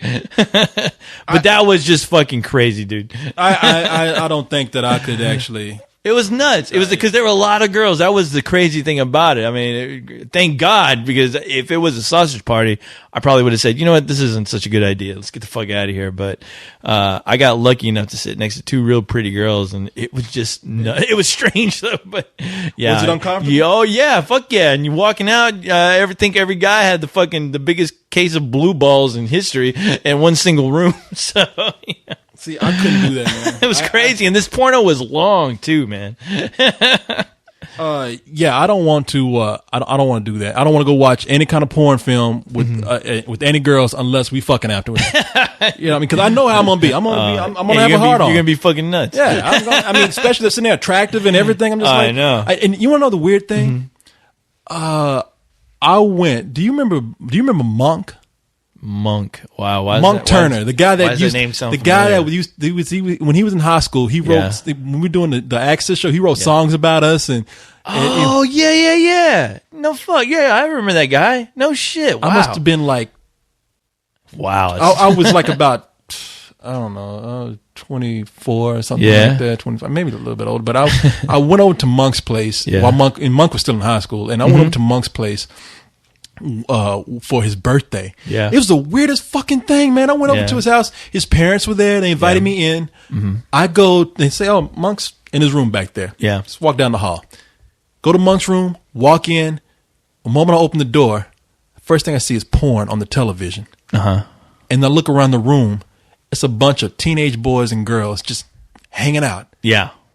Watching porn, and just kind of hanging out. Not all of them watching it. Oh, they weren't. It was just on the TV. It was just on the TV. And Monk came up, hey Corey, what's going on, man? Glad you made it. And I'm just like, welcome, glad I made it. That's fucking porn on the TV. You want to explain that first to me? Like, oh, this is a joke, man. I'm like, what's the deal, Corey? Fucking girls. You never seen porn before on television? Like, I'm in here with girls who are 18 years old. A lot of them are hot, and you got porn on the fucking television. Yeah, I gotta go. You gonna be okay with that, buddy? I gotta go, man.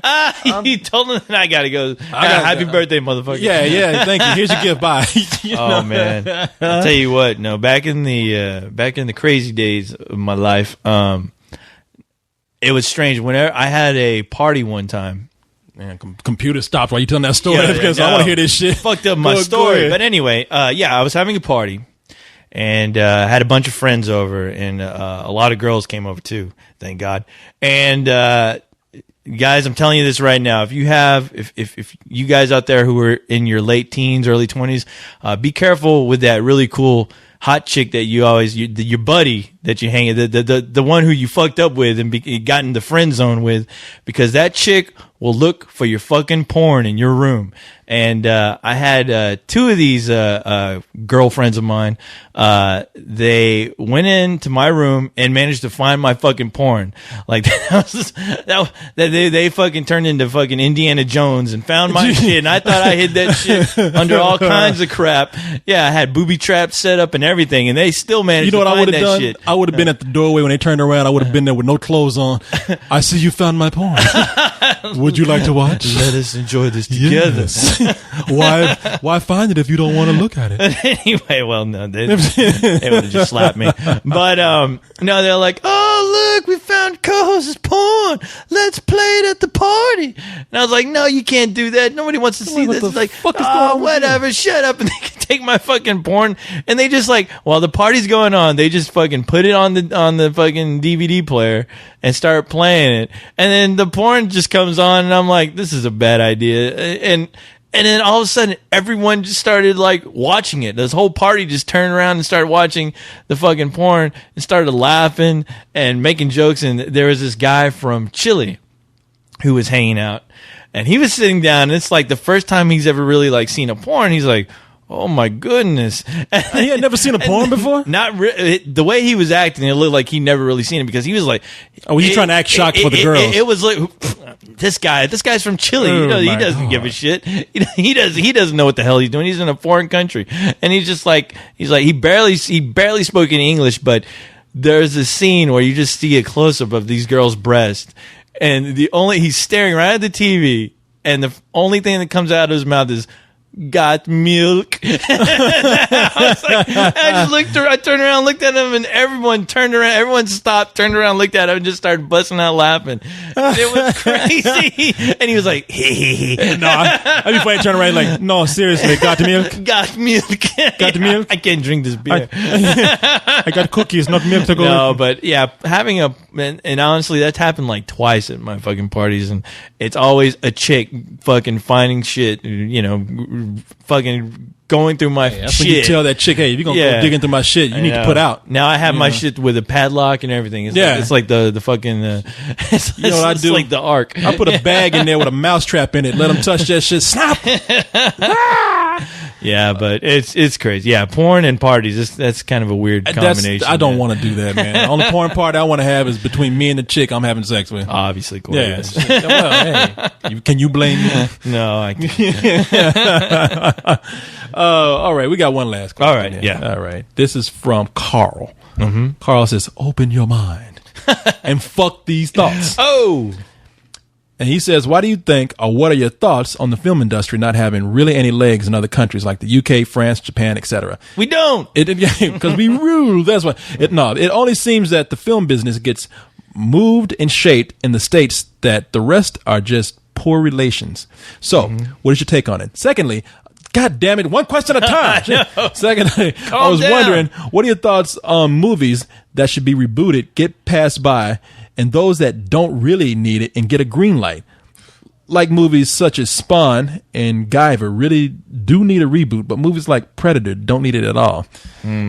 Oh, one of the reasons probably for that is because the successful movies that get rebooted are the ones that are recognizable, and that's why they get rebooted. Yeah. People say, "Hey, this is a franchise. There's a franchise. Alone. This is a brand that people know. You know, Predators. Yep. Predators is a cult, and people are like saying, "Well, no, we want to like make this more current, and it's something that people recognize." And their whole thing is saying, "We're going to do it for this generation," but really they're just saying it's a recognizable brand. We're going to bank on the name. That's it. Why we want to read? We have a built-in audience already. Yeah.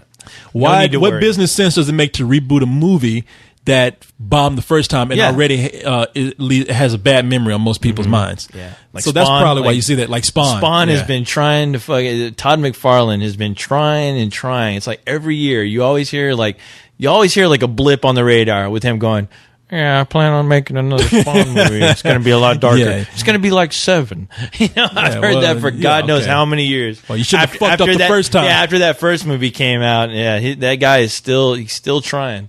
They had a Spawn animated show on HBO, which was not all that good. No. And then they had the Spawn movie. I mean, you can only do so much before you. Yeah, he kind of shot his wad. Yeah, that whole 2 years, I think. Yeah.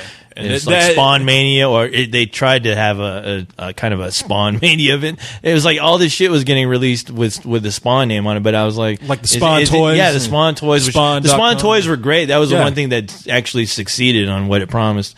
But yeah, with the movie and then the cartoon, which, you know, that first episode, I was like, oh, I'm hooked. And it sucked only because it sucked hearing the fate of that show only after listening to the commentary, because you're like, yeah, McFarlane said on the commentary, he was like, well, you know, I'm putting out a Spawn cartoon. I want people to really get into it. So yeah, I'm going to have fucking guns blaring, it's going to be action nonstop.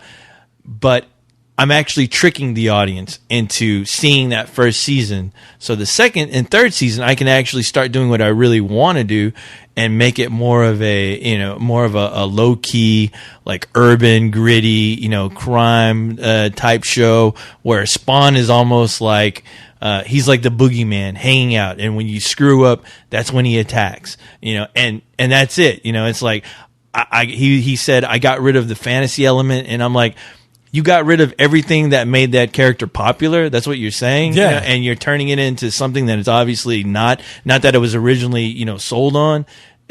And you're trying to dupe me now. And you know what they did with that show? They tried too hard to make it an adult show. Oh, they did. It's like there really is no stories. It's like they had to start out every scene with like some chick getting nailed by some guy. Like a nude scene with her having sex with somebody. Mm-hmm. The violence just seemed to be violent just to be violent. Just to be violent. Yeah. It was gratuitous in every sense of the word. Exactly. Yeah. And something like that. I mean, and the worst thing, I don't know. Spawn seems like a property that is just hard to bring to the mainstream. Right. And well, the other thing with that show is it had the god awful intros.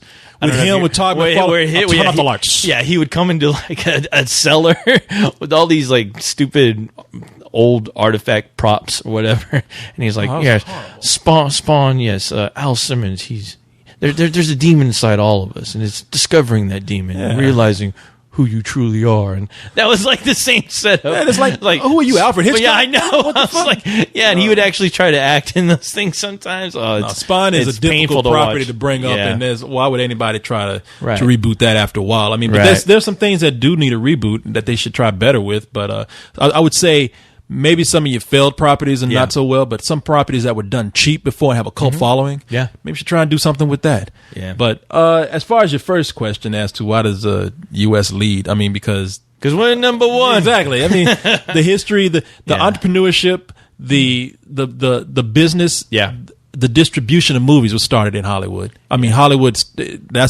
we started the narrative style of filmmaking. Mm-hmm. I mean, most of your innovation in film was done early on. 1910s, 1920s in Hollywood. Yep.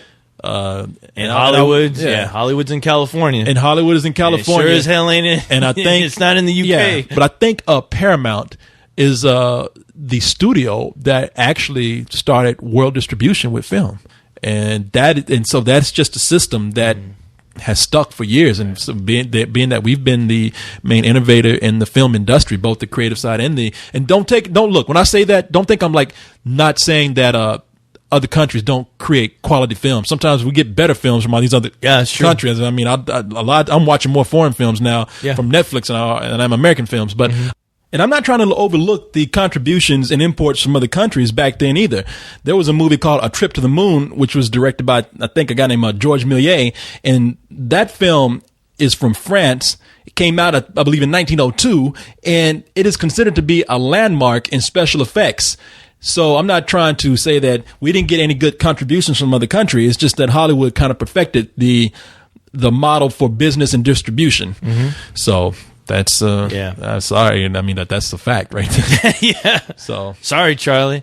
Yeah, but you know what? I have noticed a trend now, like with certain films like Transformers 2, where they open up in other countries now, and it's still an American export, though. Yeah. So I don't know if they're talking about distribution as far as they get them first. But I'm talking about the big hoopla about some other countries being. I thought he was also talking about when the bigger movies get released here, it's not such a big deal in other countries. Where with Transformers, you'd assume that would just.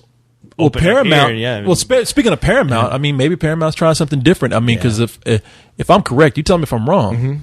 I think Star Trek had a premiere in the UK first. Yeah, before it did. came here. No, you're absolutely right. Yeah, it was Star Trek and Transformers 2, and I don't know if that's their way of trying to get like a bigger gross. Yeah, I don't know either. overseas, Yeah, or what the logic is behind that, but I don't know.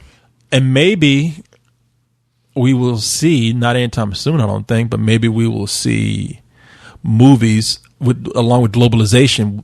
Actors will actually start filming movies overseas for foreign directors, and those movies will come over here and do big business. I'm thinking, They'd be smart. I'm thinking of Taken. Yeah, Taken was done with an actor, Liam Neeson, who is not American, but originally, but he played an American. Yeah.